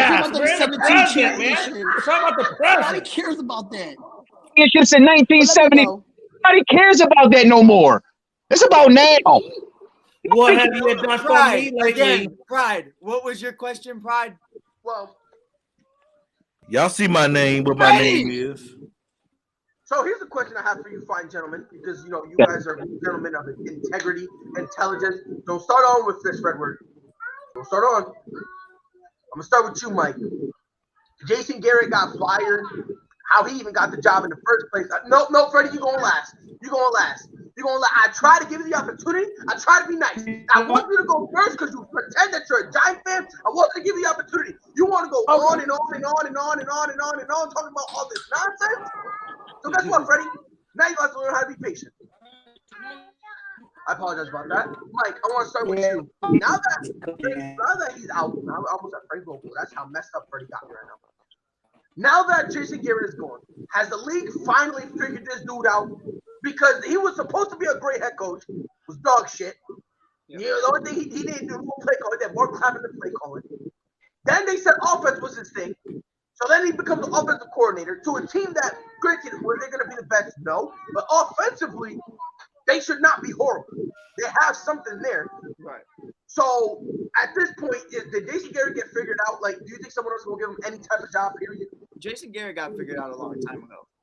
Jason Garrett, I feel like the reason he got figured out is because he never changed up his offense. It was always the same formula. It was always the same game plan. There was no difference. And one thing I noticed with Bill Belichick and the one thing I noticed with many other individuals in the league is even though they usually have the same identity, they construed it in a different way to where you can't really game plan for it. It's always something new. It's always something you're not really surprising yourself on. It's predictable. It's very predictable. And that's the problem. Jason, it's more of Jason didn't do anything to keep himself moving rather than them figuring him out. They figured him out because it's the same picture being painted every single week. If I show Jay a picture of a circle 9 weeks in a row, that 10th week, before I even show him the picture, I bet he could tell you it was a circle. That's Jason Garrett. Jason Garrett isn't that guy. Jason Garrett isn't going to be that guy And hopefully he is not the only coach that will be fired this upcoming week. We will get into that in a little bit with the Bears and that whole situation. But I think it's the same thing with Matt Nagy. I think it's the same thing with, especially we're starting to see it with Matt LaFleur. A lot of people had a lot of feelings about Matt LaFleur.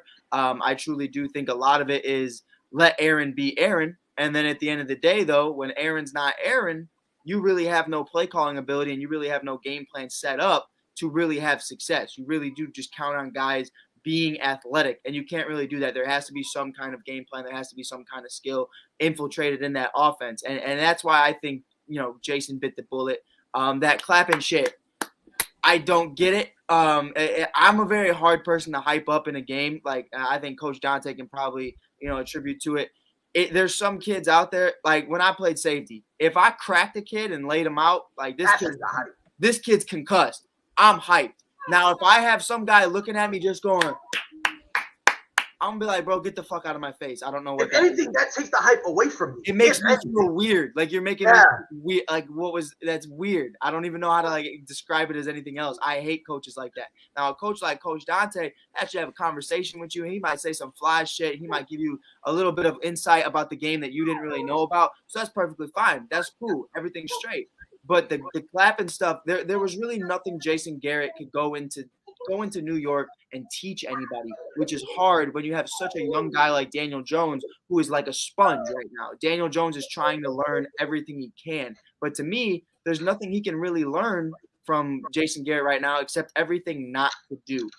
So that's really hard. And it's going to be even harder for Daniel Jones to continue to progress because I feel bad for him. That's 3 offensive coordinators in 3 years. To Freddie's point, I know Freddie does say he's a Giants fan. I will say it's hard to judge Daniel Jones the same way it was hard to judge Jay Cutler.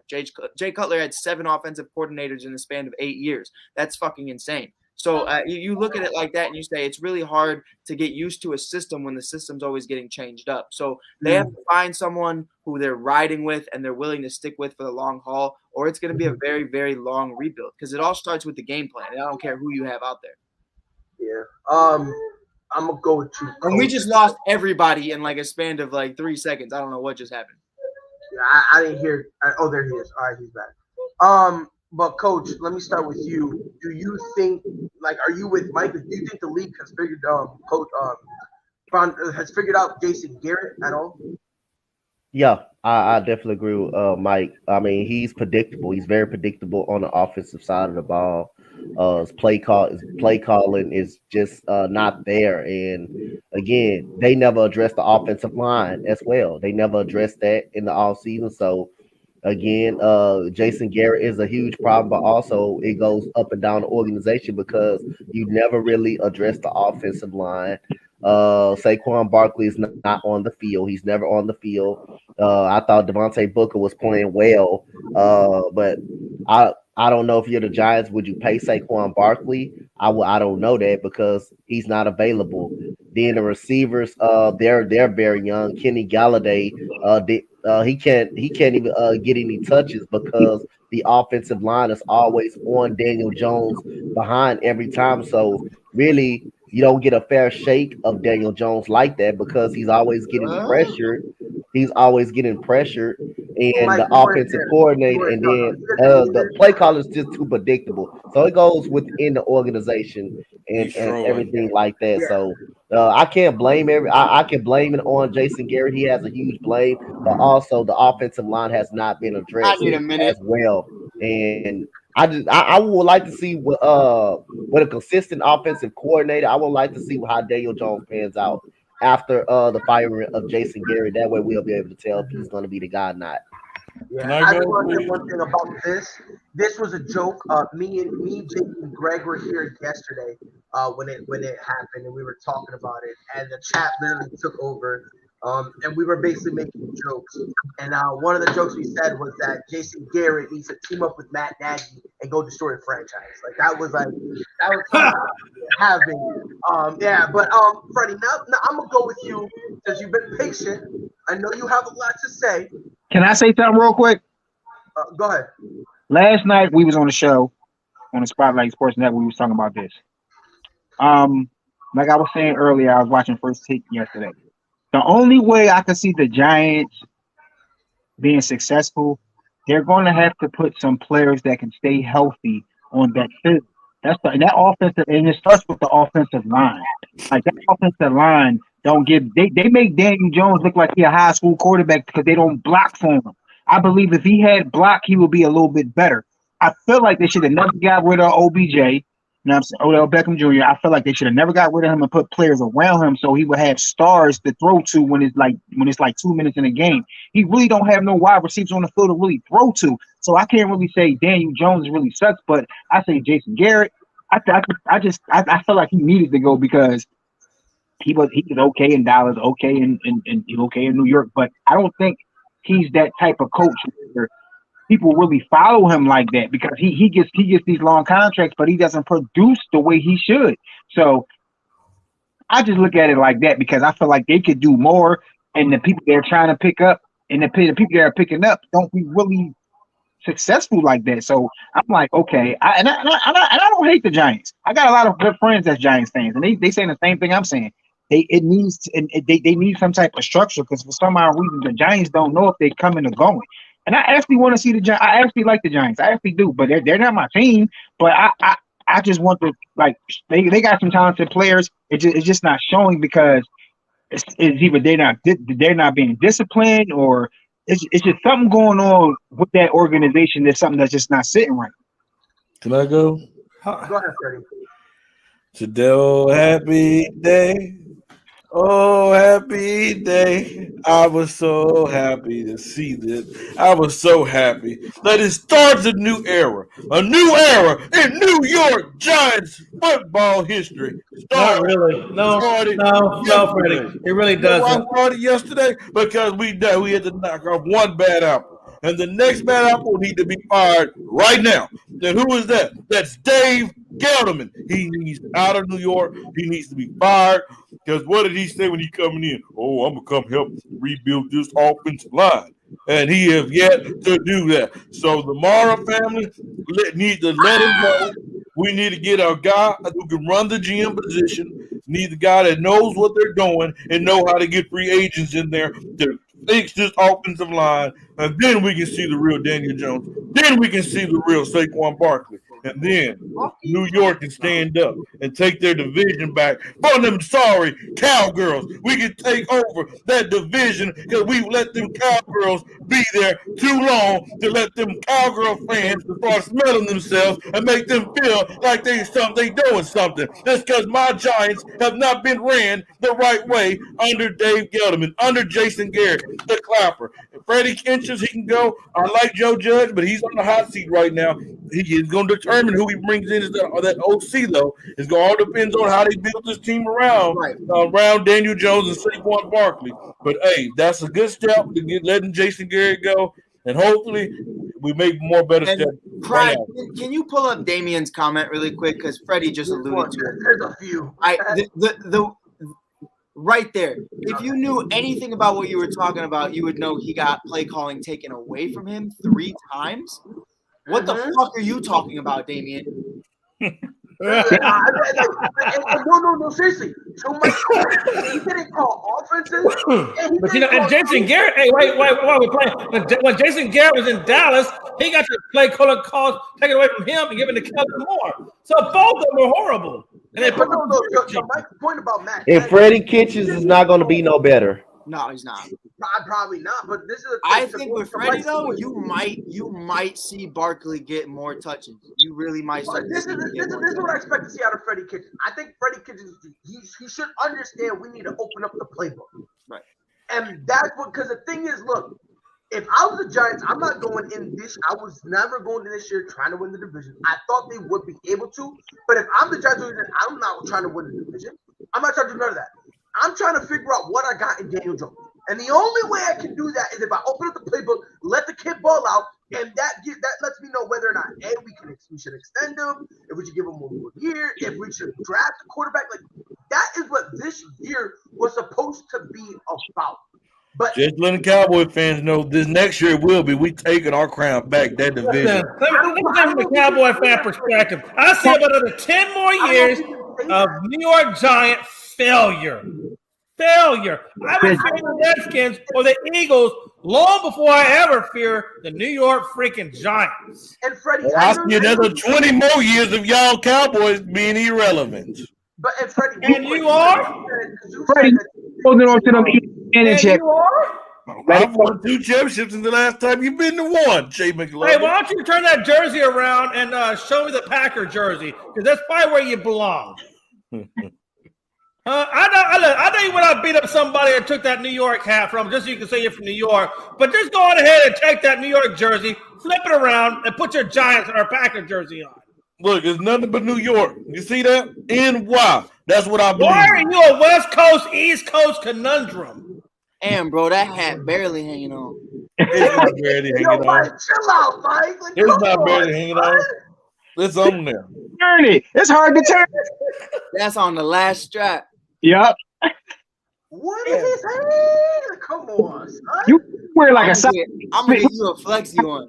Hey, Freddie, why don't you pick a coast? Any coast. Just pick a coast. Because right now you got 2. Pick a coast. You see, it's on now on the 3rd one now, Mike. I'm just gonna put it to y'all like this. At the end of the day, this is kind of how I feel about the whole Jason Garrett thing. He was dog shit. The only people who thought he was good were Watch yourself, Brian. Idiotic. No, I'm just saying. No, Jason Garrett. Everybody can be Bill Belichick. No. But the thing is, I don't expect everyone to be Bill Belichick. That's not. But when there is a coach out there that's just like it's just against him. No, but if you consistently show me that you're garbage at what you do, like if you go and ask anybody in Dallas, did he call plays? Sometimes, and you would get a shrug. Like when Kellen Mond came in, all of a sudden he wasn't calling plays. Like let that sink in. There are times where you're not involved at all. What head coach is not involved at all? You tell me, as great as Eric is, you telling me that Andy Reid has no say at all in the offense? Is that what you're telling me? Are you telling me for as great as Josh McDaniels is, and he's not a good coach, but he as the offensive coordinator, he's great? You telling me even though Bill Belichick, who's a defensive-minded coach, you telling me Bill Belichick ain't checking? Hey, yo, what do we do here? If the head coach is not even if he's asking questions and they're ignoring the guy. That's a problem. That's a problem. And again, I was told that he's an offensive guy, and now you go to the Giants, where again they were not going to be the best. I understood that, but you had one job. Your one job wasn't to win games. Your one job was to keep it competitive.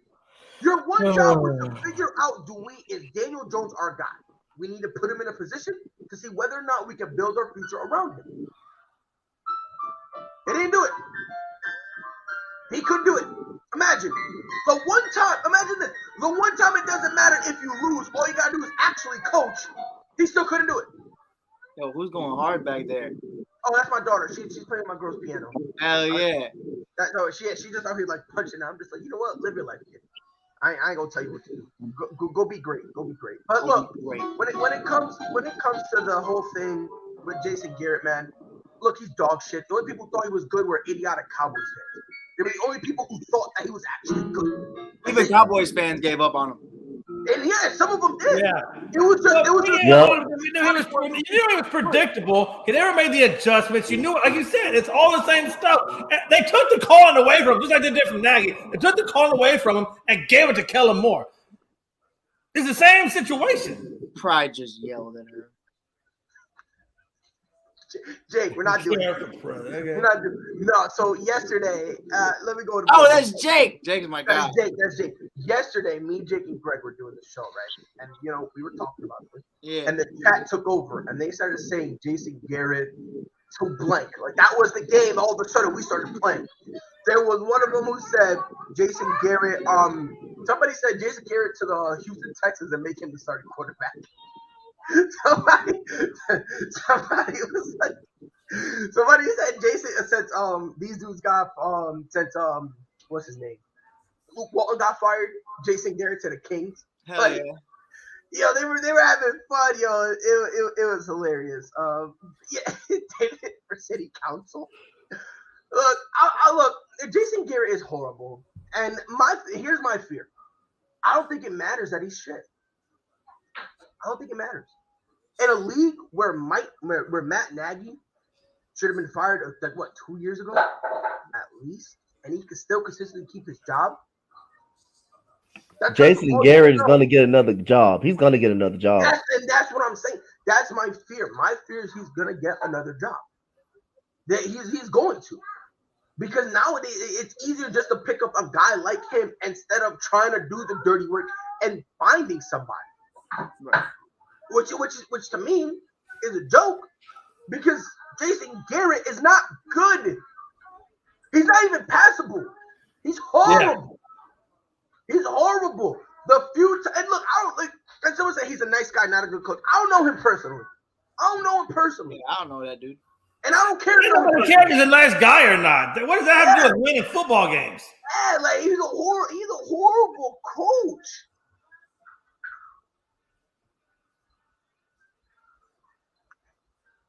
I just want to throw that up there. Jake is killing me. Look, I'm not even trying to be mean to him. I'm really not. But at the same time, I do like being mean to Jason Garrett. He's not good at what he does. I don't understand the allure with just instead of just trying to do the work and finding somebody like teach their own. I'm gonna tell you this right now. The next team that gets him, they're just putting themselves in a hole that you don't know if they're gonna be able to go. Like, I'm telling you right now, Mike. I fear with the questionable decision the Bears are making, they'll fire Nagy and bring in Jason Garrett, and that's not a joke. Like that is if I'm a Bears fan, that's a legitimate fear I have because at best you're sidestepping. At best, nah. Hey, so you think you're taking a step back? I don't think it's a step back at all. I don't think it's a step back. I was a Mitch Trubisky guy. Personally, I understood what Mitch was, and I understood that you're not going to win a championship because of Mitchell Trubisky, but you can win a championship with Mitchell Trubisky. The same way Jimmy Garoppolo was not the focal point of that 49ers team, but he can help you enough to help get you there. You know, you bring him around the weapons. I've said it for years. You didn't. That Philadelphia Eagles game, the double doink, it's famous. Everyone knows about it. It happened. But Cody Parkey was the MVP of the Bears offense that day, whether he double doinked or not.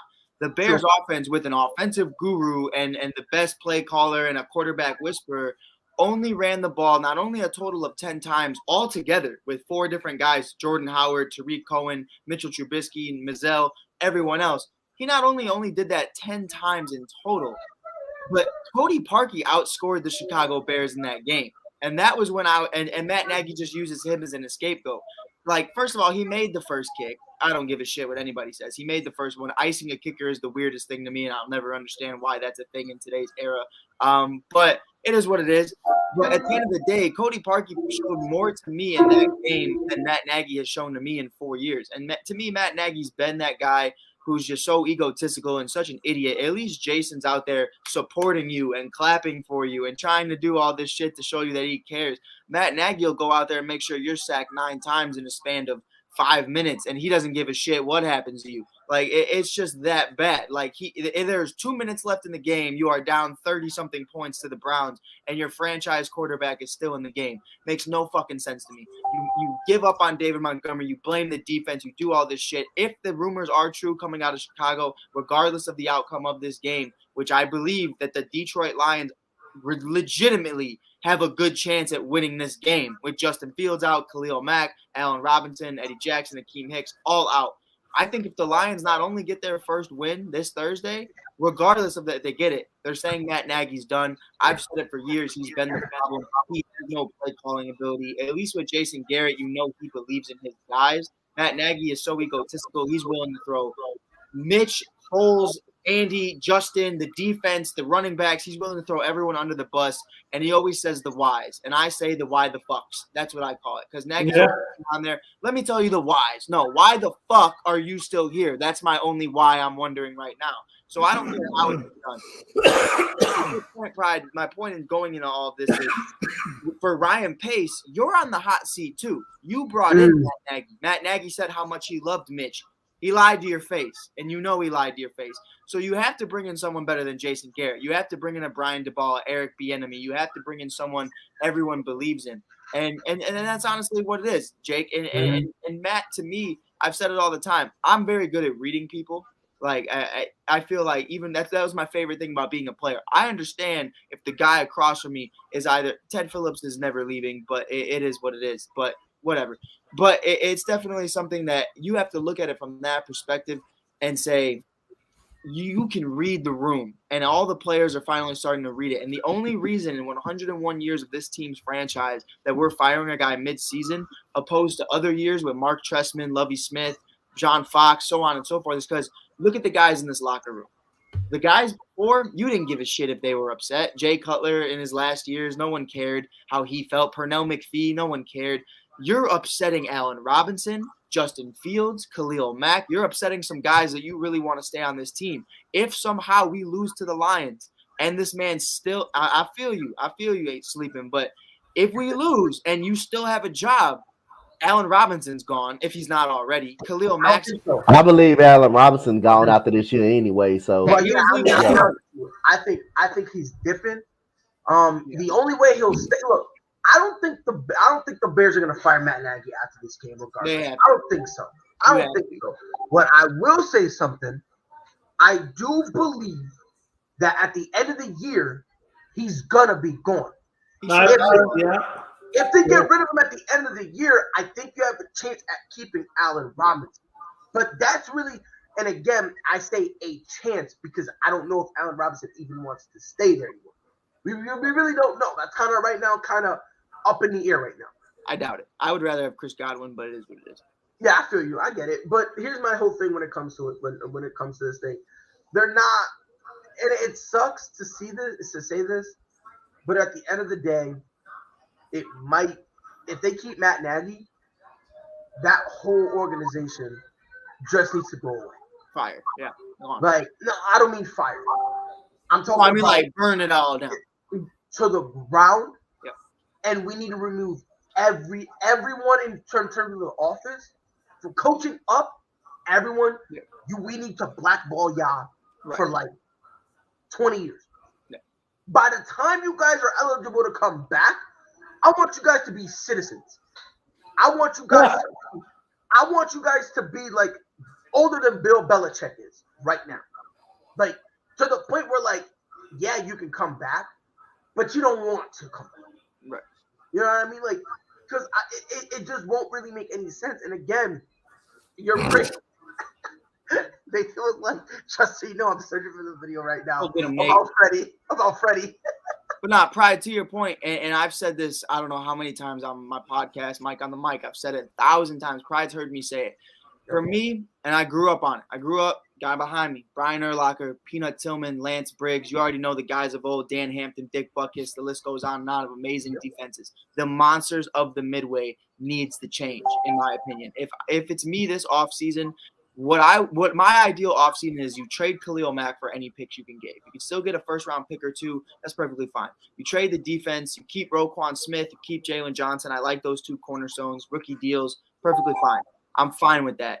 But we need to change this narrative of, okay, the defense is always going to save us, because throughout the last 30 years, we've been to one Super Bowl, and again, Rex Grossman was our starting quarterback, so that's why we lost that Super Bowl. We need to change the narrative of you can have a top 5 defense. That's perfectly fine. Make it homegrown. Don't be paying these guys over $100 million.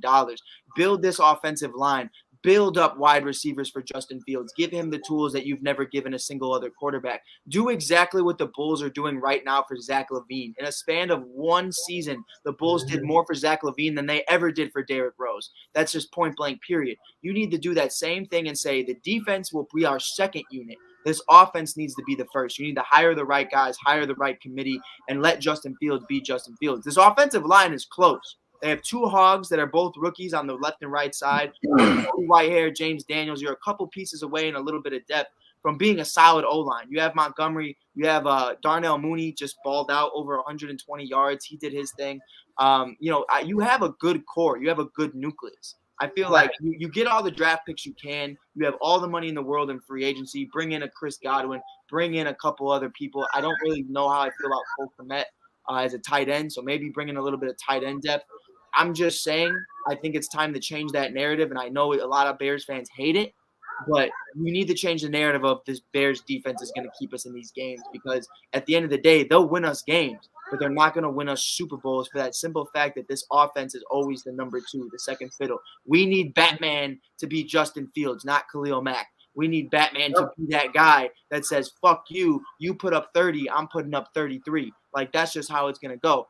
And that's really what I think the Bears need to do. And if they don't do that by this offseason, I'm not saying everybody has to get moved, everybody has to get traded, but if I don't see some sort of step in the right direction of making it a top 10 offense, which they haven't been in, I don't know, ever.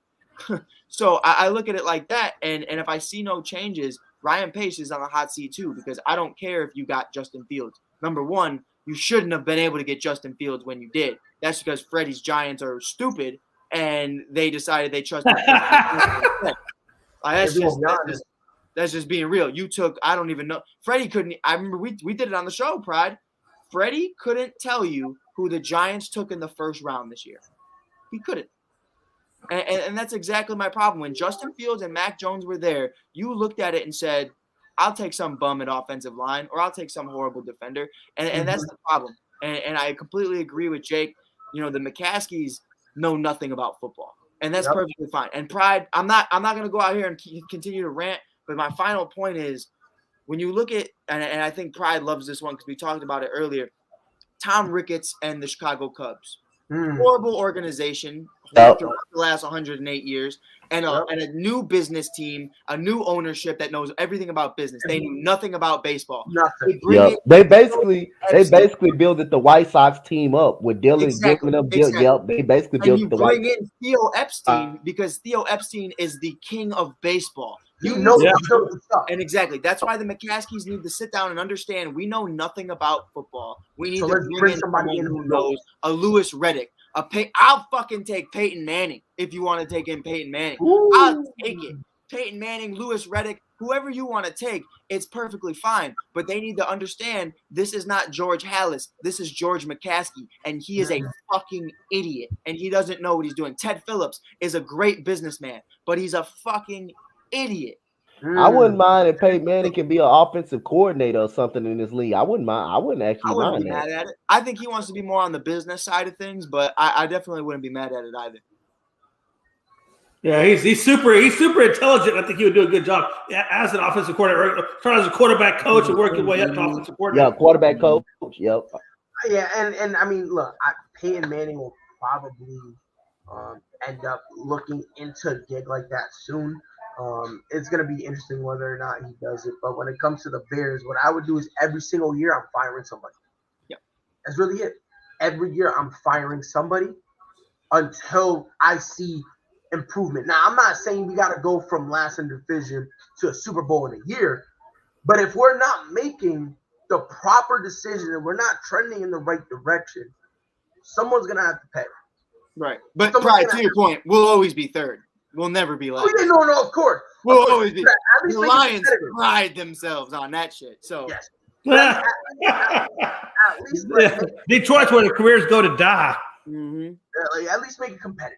Right. Don't make it to the point where, like, it's a game, like a game right. of that. And think about it from my perspective. This is the moment. You have Justin Fields. Aaron Rodgers is out the door, on his way out the door. Devontae Adams might be following him. Kirk Cousins and Zimmer aren't going anywhere. The Detroit Lions are the Detroit Lions. So this is the time now. The Bears can have a 2-year window to build something while everyone else is falling apart. Now, Justin Jefferson is there. Dalvin Cook is there. Adam Thielen's there. So you have to do it fast, because I promise you, this was what I was afraid of. I was afraid of the Vikings moving up to get Justin Fields, because if they would have got Justin Fields, that is something special. And I think they honestly would have went over the hump and won the division. So they are a quarterback away from being a great football team and a great OC. I'm thinking of it like that. You need to get this offense underhand, because we could run the North very soon, but you have to do these steps. And I know it hurts to just completely change the narrative on everything you've done throughout your history, but then you have to ask yourself why you only have one Super Bowl championship. That's just the point blank period. The only reason you have one is because you've been doing the same shit. Just like Jason Garrett, you've been figured out. We don't need to worry about your offense, and we just need to do just enough to get by your defense. And we're at a point right now where this defense isn't the same. And that's honestly, that's just where I'm at. Yeah, I mean, y'all, if y'all can make some off-season moves and fix that offensive line, I mean, I think Green Bay window is closing probably this year. I don't think Aaron Rodgers will remain there. He got a contract where he can leave if he wants to this year, and Devontae Adams is going to be behind him very, very soon. So I think that window is going to pretty much close after this year. So the Bears have a chance. The only team that's going to really be Achilles' heels is Minnesota, because you still got Adam Thielen, Justin Jefferson, Dalvin Cook is one of the best running backs in the game. So that window for Green Bay is getting ready to close fast, and I think it's going to basically close this year. So if the Bears can bring the right management and make the right moves that they need to make, that window can be opening up since Green Bay is going to be eliminated. Yeah. And look how fast they fell, though, man. We used to have Jay Cutler. We used to have Aaron Rodgers, Matthew Stafford, all these other guys. Right now, going in the next year, it's Justin Fields, Jared Goff, Jordan Love, and really Keelan Mond, because no one knows what's going on with Kirk Cousins and if he's going to return next year. So really, the Bears look in the best position to have the best quarterback in the North. Build around that. But instead, they'll probably sign 3 new defensive guys, and I'm going to look at them and I'm going to say, this kid's going to get sacked 5 times a game again. So that's – I do like the run game of Dave Montgomery, though. I like Montgomery. Yeah, I love me some Dave Montgomery. Yeah, he's a dog. Leo Herbert's a dog, too. I love me some Montgomery, though. So we have – so the 3 games that we had, I was Bears, Lions, Raiders, Cowboys, Bills, Saints. Real quick before we wrap it up, who you guys have winning each game? We'll start with Bears and Lions. Lions. Coach? I'm so serious. Oh my God, my boy Gooley said that on the network. He think the Lions go win. I'm gonna take the Bears, man. I'm gonna take the Bears. The Lions can win that game, but I wouldn't be surprised. And if they do lose to the Lions, Matt Nagy needs to be fired on the fucking field. Just to be honest with you, he needs to be fired on the motherfucking field. If they lose against the Detroit Lions and Jared Goff, he needs to be fired on the field. Yeah, I agree. I got the Bears winning that as well. If they don't, like you said, Nagy needs to be gone right then and there. Like they need to take him out to center field and just give the Patriots. Just center field and just be done with it, man. FaceTime Mitchell Trubisky while you do it. Just be like, this is for you. I'm gonna be honest. I mean, I don't trust offensive Andy Dalton. I mean, look, Andy Dalton had that one solid game, but we also did see them how they looked before they gave the starting nod to Justin Fields. I got Lions. And now the reason I have the Lions, Coach, I think you were there. I think Mike, you might have been there. Yeah, I was there. I made a vow to myself and to the city of Detroit and to the entire National Football League. I'm voting for the Lions to win every single game until they get the win. As you should. I am too. In a perfect world, I hope they beat the Chargers. The reason being, so you know how we make the comparisons, who was worse, this team or the Cleveland Browns? Right. Did you know the Cleveland Browns had a tie? Do you know who they tied against? Was it the Chargers? Nope. The Pittsburgh Steelers. Okay. The same Steelers that tied the Lions. Yo, yesterday when I found out, bro, I went mental. I was like, yo, this legitimately is the new Cleveland Browns. And then when the 1 year they had that one win, they went 1-15, they beat the Chargers. So I'm hoping they could do that. But I'm gonna tell you this right now. I'm going with the Lions. I'm going with the Lions for the right. Even the game when they play the Cardinals, I still got them. I really do. Jared Goff seems like he's going to be playing, which he's solid. He ain't the best, but he's. I go poo-poo on him. The Bears defense is all out. So that's what I'm saying. I'll let them have it. But so Roquan and Robert Quinn. Yeah. So they have an opportunity, but for that, I'm gonna have to go Lions. Game number 2, Raiders, Cowboys. Mike, I'm gonna start with you. Who do you have? Pretty sure CD is gonna be out this game. I think Cooper is gonna be out too. I'm gonna say Raiders just because I like Derek. I like Derek Carr a lot. He's a cool guy. He's a great guy. It's really it. I mean, Jay, I love you, but Michael Gallup's wide receiver number 1. I don't know. With Mike McCarthy, that's asking for problems. You got to still count in Darren Waller. I almost said Henry Ruggs, but then I remember. Things happen. We'll see what he's eating for Thanksgiving, but it is probably like a pudding cup. But it's definitely going to be an interesting game. I think that's honestly going to be the game of the night. I think it's going to be a lot of a low-scoring game than we think it is. I think the Bills game is actually going to be the one that's more of a high-scoring game. But I'm going to say the Raiders, but I wouldn't be shocked if the Cowboys win this game. That's a very political answer you give there, Mr. Nagy. You cover yourself on one end of the stick, but then you make that statement and you cover yourself on the other end of the stick. So either way, you're looking pretty good. I get it. You don't want to say definitively one way or the other. I think the Raiders are going to get it, but then again, I wouldn't be surprised. That's a bullshit answer, but that's okay. It's not that's okay. It's like Chicago. It's like Freddie. It's like Freddie. Freddie 2.0. I get it, man. Listen. Never that, bro. Hey, that's pride. I get it, man. Listen. You gotta say one way or the other. You can't give an answer of, well, I think this, but I think that. No. Get your points. Stick by your points and stick with it. That's my point. He said he's got the point he's making. He's got the Raiders, but it's gonna be close. That's what I said. You don't have Cooper. Cowboys are going to win the game. We're going to right the ship. We're going to win the game. Point blank, man. The Raiders, they're going down. They then lost, they don't have it, man. The Raiders don't have it. They're a fighter. They're a 500 team at best. Everybody knows, man, look, man, yeah, we had a couple of two-bag in. Cowboys going to right the ship, man. We're going to be just fine. You're going to see Cowboys going to take it, and everybody going to be, okay, whatever. And Freddie going to eat some cow because Freddie going to hate seeing the Cowboys win. Pride, you stop yelling at her. No, I have to yell at her because she out here misbehaving. Look, at the end of the day, I'm taking the Raiders. I think this right here is gonna be their last gasp if they want to do anything with this season. I believe Derek Carr will be able to get everybody up. But if they lose this game, they're surely almost virtually eliminated. Yeah, it's over. Sure, they could win out, but I think this is going to be they need to start winning. And it doesn't matter who they play. It could have been Dallas. It could have been Kansas. It could have been the Rams. It could have been the Cardinals. It could have been the Jags or the Texans, the Lions. Doesn't matter. They need to start something now. And I think they can do it. I do think so.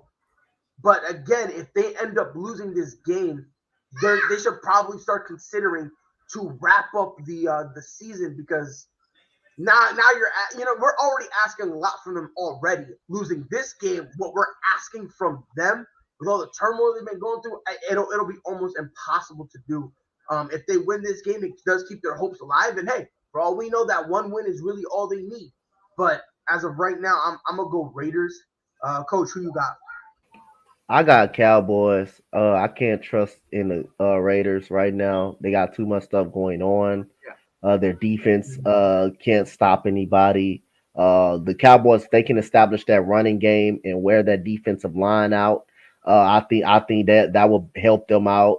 I know half of their receivers are out right now, but the problem is the Raiders receivers ain't too much better. You take Darren Waller out the game, who can you trust to get wide open for the Raiders if you take Darren Waller up out of the game? So again, I know they got Hunter Withrow, but when you go play the Raiders, you don't game plan from Hunter Withrow. You game plan to stop Darren Waller. Yeah, Jackson there, but again, he doesn't get enough opportunities. He doesn't. Man, Jackson has been relevant. How long? Yeah, their offensive line can't block anybody. They're not good on the offensive line there, so it's just a mess right now for the Raiders. The fan base is fighting each other and all of that, going back and forth. When you have Damian Lillard come out on Twitter and say, "I'm done watching Oakland," that's how you know it's bad in Oakland right now. That's how you actually know it's bad.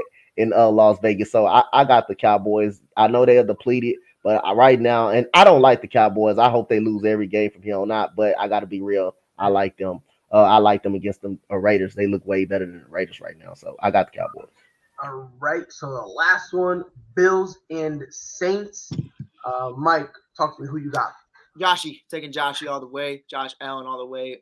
Alvin Kamara, even though he may or may not be playing, I don't think he's going to be as effective as everyone wants him to be. It's just been a rough season for him.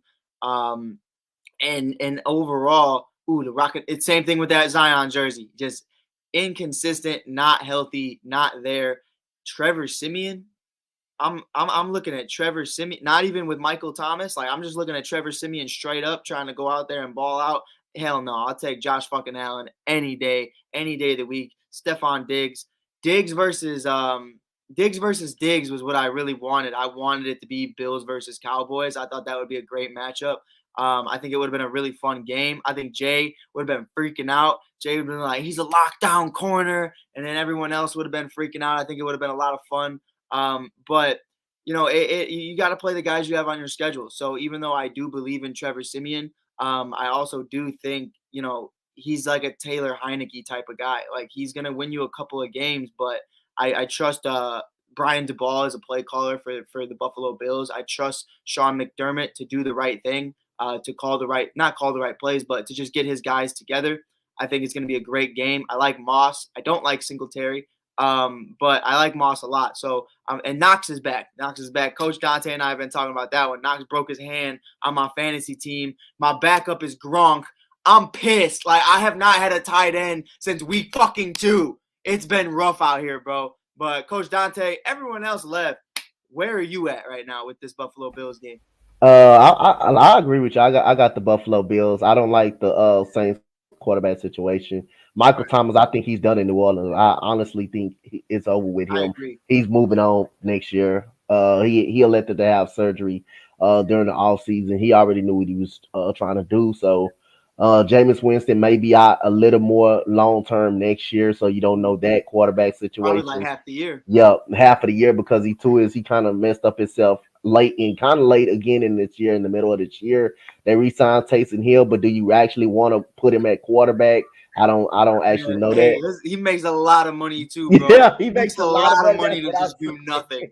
So they're paying him halfway as to be a quarterback and to be a player. Would they use him in different formations? So I don't know about that situation. The receivers, though, I don't like the receiving core either. Alvin Kamara can't stay on the field. Right. The defense is very good, but how long can this defense be able to win you football games if your offense not going to be able to put the ball in the end zone? Like you said, I trust Josh Allen.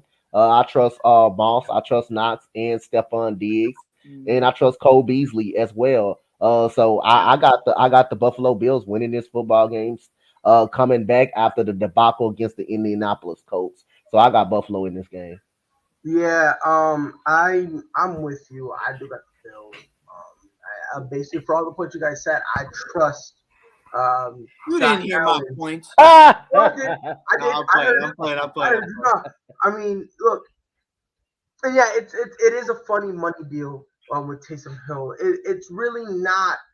Like, people see and go, "Oh my God, he got overpaid," and it's like, no, he didn't. Like, if you really look at it, it's actually doing the Saints plenty of favors.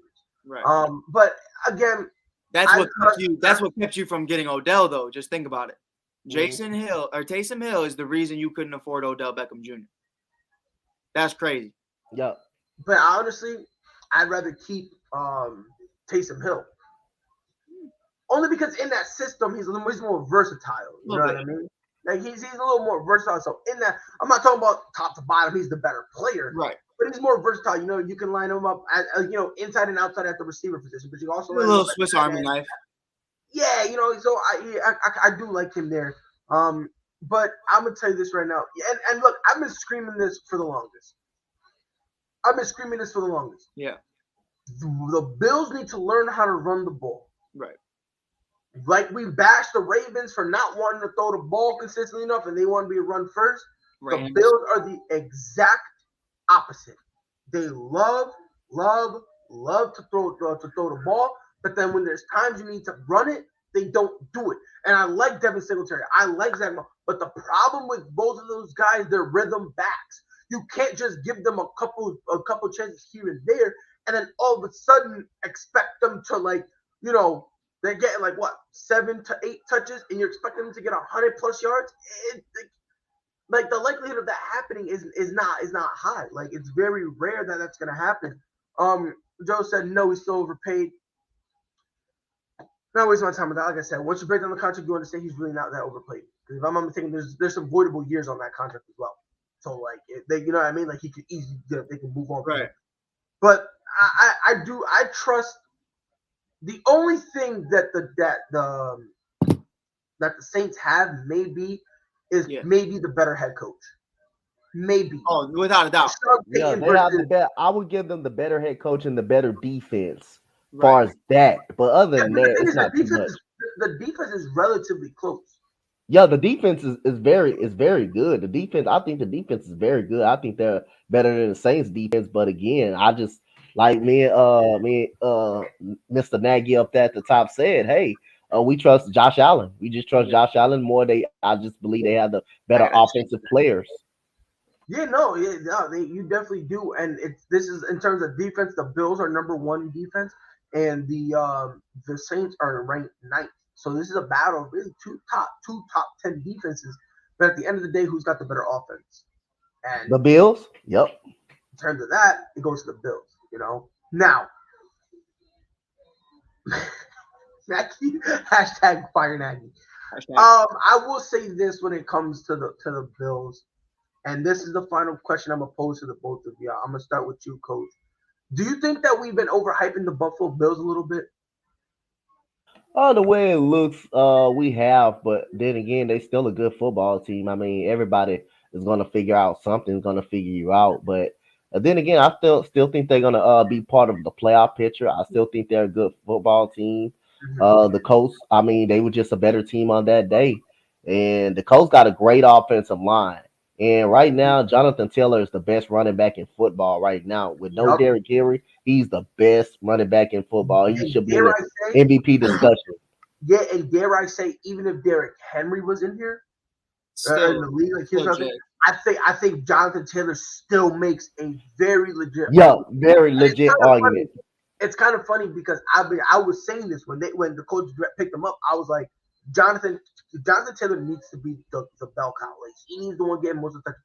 Then you have people who only watch highlights, don't know what to talk about. So no, I watched all those Wisconsin games, bro. This man murdered people. Yes, John was that good in Wisconsin. Yes. He was that good. He was good. He made me a Badgers fan for a season. I'm not. He was great. Yes, he was great. And some people who had no idea what we're talking about. Oh, Jonathan Taylor's not that good. I'm like, look here. If you don't think Jonathan Taylor is good, do me a favor. Go get some bleach, pour it in your eyes, because you don't deserve the blessing of vision. You don't deserve it. The gift of sight has been wasted upon you because this kid is great. This kid is phenomenal, and there's no. I like him. Ain't nobody every single time. Like I'm about to unplug that thing. Miami, can you please turn it off? Hey, this man got 13 touchdowns, rushing touchdowns already. This man on the pace for goddamn. What, 5 3 days ago? Yeah, and you included that. You included that with passing touchdowns, catching touchdowns as well. Come on, man. And again, that's really what it comes. Like this kid is legit. This kid is very special. But you know, it's gonna be interesting. But Mike, let me pose that same question to you. Do you think we've been overrating the Buffalo Bills a little bit? I think you overrate them. Pride, leave her alone. But no. But Pride, I look at it like this. I feel the same way I do about Matthew Stafford with Josh Allen. I feel the same way I feel about Lamar Jackson and so many others. They are not bad players. Hello. She's not crying. She's fine. She's smiling. Matter of fact, do me a favor. Go get a shirt. Get a shirt. Pride. Clothe your child. She always takes them off. Same. But it's like I'm gonna have to duct tape them on her. But no, in all seriousness, though, I look at it as you're not a bad quarterback. No one's figured you out. The game plan is just the passing perspective of it. They know there is no run game. They know that with the Rams. They know Sony Michel and Henderson are only going to combine like 50 yards. You understand that J.K. Dobbins is out and Gus Edwards is out and Freeman and Bell are only going to be able to do so much. Murray, not even Bell anymore. Lamar's going to have to be the focal point of that offense for the run game and the pass game. You think of it the same way as I do with Josh Allen. I love Moss. I think Moss needs to be fed. I think this kid was a great pick in the second round. Singletary, I'm not high on. He hasn't lived up to that hype. He also screwed me over a whole year in fantasy, so I'm over Singletary. I'm over him. But I think they need to start feeding Moss more legitimately. I think they need to get him prepared for year 2. And I'm really excited to see what he has to offer going into year 2. But again, I don't think they figured either of these teams out. I just think they are one-dimensional as of right now. And the second they become two-dimensional, they are going to be a legitimate threat, especially with this Bills defense. With Brian DeBall calling plays, who's on Brian? Anybody is the future head coach of the Chicago Bears. I want it to be Brian DeBall. There's no question about it. I don't want Eric Bieniemy. I'm done with the Andy Reid tree. It has nothing to do with anything else. But I've already been there with Nagy. I'm over it. I don't want it ever again. I don't want anything that comes out of Kansas City ever fucking again in my life, ever.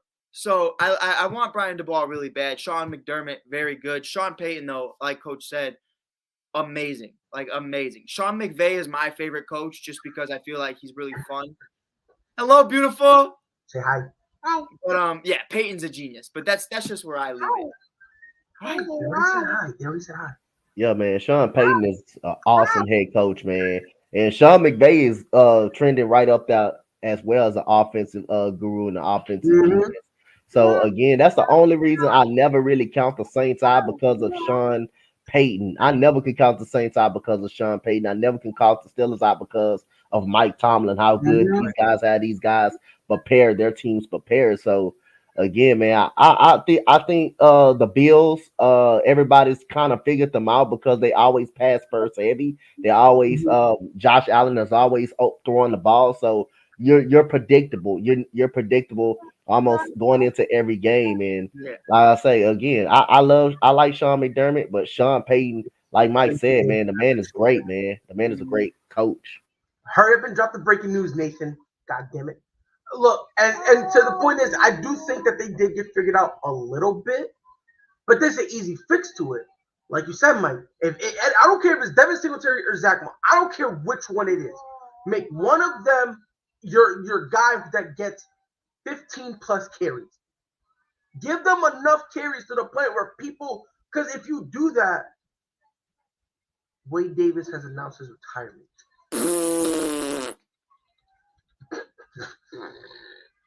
Yeah, I agree. I mean, look, if we're going to be honest, the only reason he retired is because no one gives a shit about him. Can we call it what it is? Let's call it what it is. Chicago it's the same thing with Scooter Jeanette. It's like the same thing with Scooter Jeanette. He want to retire. They'll go, oh, yeah, I'm out because no one. But that is funny. They're probably going to try to make a big deal out of it. But here's the problem I have with the Bills. If you give, because here's the thing, right? Right. I see them do play action, running the ball 4 or 5 times. I'm like, who do you think you're fooling? Right. I'm like, look, she even knows you're not running the ball. Who are you fooling, bro? Like, who are you fooling? And to me, that really blows my mind. Yeah. And you're back. Yeah. It blows my mind. I don't get it. It's confusing. Jason, I want to pose this question to you. Do you think, based on how both teams are playing, do you think that the Bills and Ravens have been figured out? Offensively. I hear you loud and clear. Oh, yeah. Yep. What he said resonates. By the way, Damien, he's a MLB pitcher, so. He's a closer. Wade Davis was a closer for the Kansas City Royals. He was solid. He was solid. Yeah. He was amazing. He was solid, but I mean, it's not breaking news. Right. Yeah. I've seen it. I've seen the writing on the wall. Yo, Jason, can you hear us? Yeah, I got you now. All right, cool. Bet. So this is the last question I'm kind of posing. Let me throw it over to you. Do you think that the the Ravens and the Bills, do you think they're being overhyped and that teams are starting to figure them out? Man, the Bills. I'll tell you what, Josh Allen's looking like he's starting to get figured out. I think the Ravens.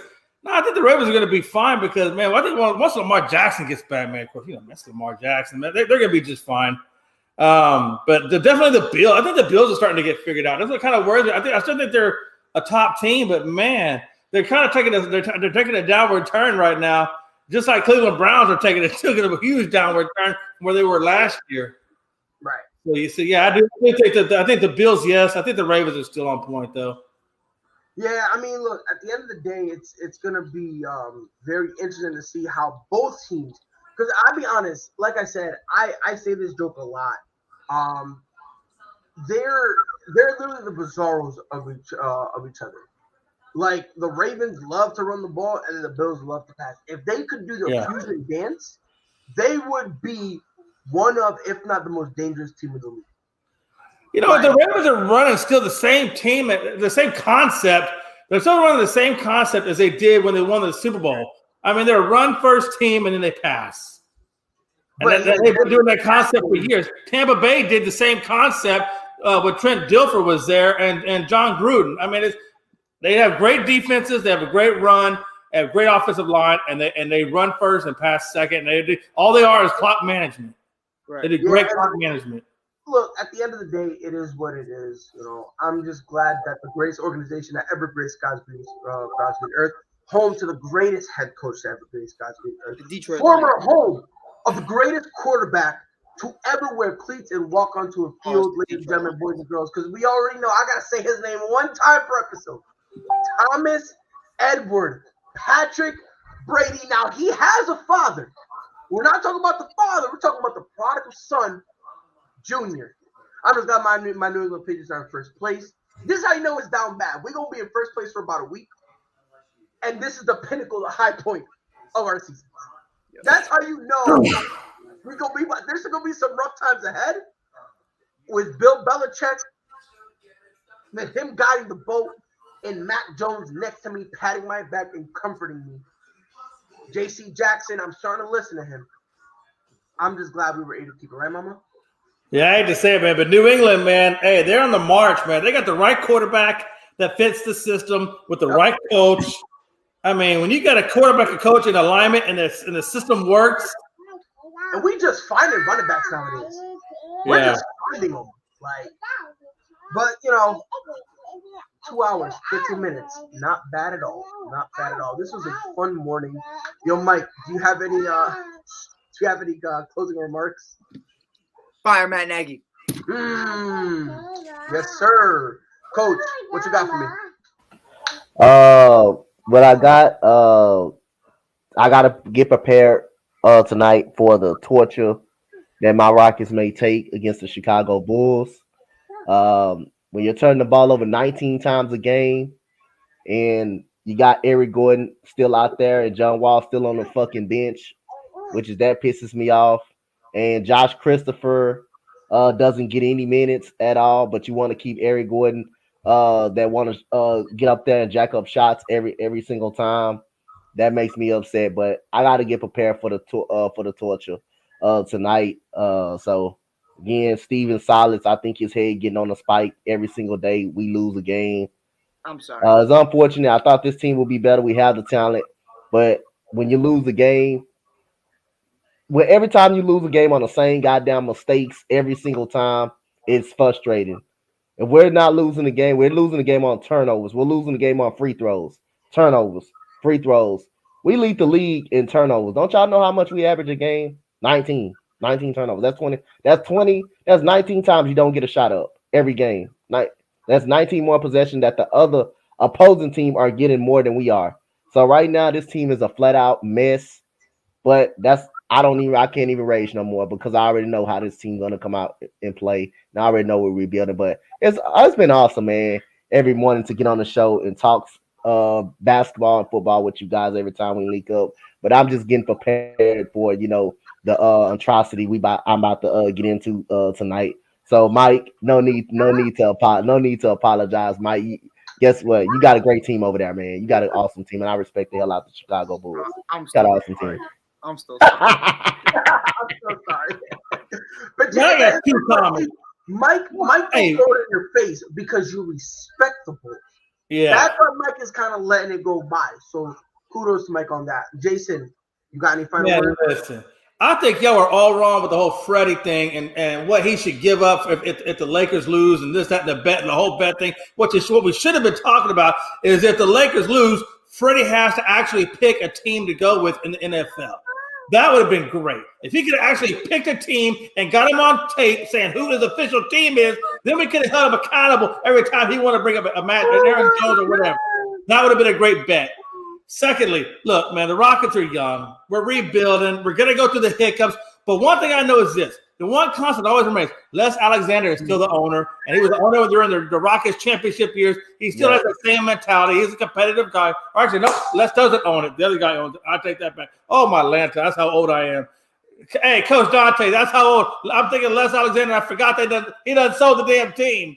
Well, I don't know. I don't know I guess we're going to keep tanking. Coach Dante, I think we're going to have to keep tanking, keep getting the draft picks, and then see what comes up after that. But I still think it's too young for the Rockets, man. We're year one in the rebuild mode. See, the problem is expected this to go down. I just wanted to see, like, again, I watch the Rockets because I want to see Jalen Green. I want to see Michael Porter, Kevin Porter Jr. I want to see the growth and develop of the young talent. So it's not like I didn't expect this year to be bad. I expected to be bad, but I didn't expect us to be 1-16 and losing the game on the same down areas. The problem is we're so used to it. Listen, man, we've been competitive. The Rockets have been competitive for a really long time. For a long time. We may not have been, number one in the playoffs, but we've been in the playoffs for a long period of time. And now we're having to go through the growing pains of being at ground one of the floor. Yeah, it's going to take some time watching this team grow, but it's going to get there. I have faith in my Rockets. I got faith in them too, man. I've been a Rockets fan since I was 4 and 5 years old. The first 2 championships when Elijah Warren straight carried this goddamn organization. What did Damien say? Rockets need Jim Boyle. Man, you don't even remember it, man, but I've been a Rockets fan since in 1986 when Ralph Sampson and Kim Olajuwon took the Celtics at 86 in the finals. We lost it. We got close to getting the Celtics. We beat the Lakers. We beat the Lakers in the first round of the playoffs. We did. I remember that. Yeah, we did. All right, I'm done. Obviously, it's always fun to come out here and chop it up with y'all. It's always fun. It's always a pleasure. We will be here tomorrow morning. Whoever was here, that's who's here. I will be here because and Thanksgiving is the one time of year where I try to be a good guy past 1:30. You know what I mean? Like when I go see my fiance's family, I try to be a good guy. Before then, I'm going to be disrespectful and blasphemous. So understand something. Tomorrow morning, y'all going to catch a very, very disrespectful pride. I just want to throw that out there. On behalf of Mike, Coach Dante, and Jason, it has been your boy Pride, and we will see you guys on the next one. Miami, say bye-bye. Whole sports all plays. Whole sports all plays. Whole sports all plays. 365, we making a plays. You talking the game, get you through the days. We're high in the court, the dime in the lane. Variety, topics, living the same. All presentation, sports information. Hitting the airways, taking the nation. All sport, all plays, like working your faces. Grace at the field, so tie the laces. All sports, all plays.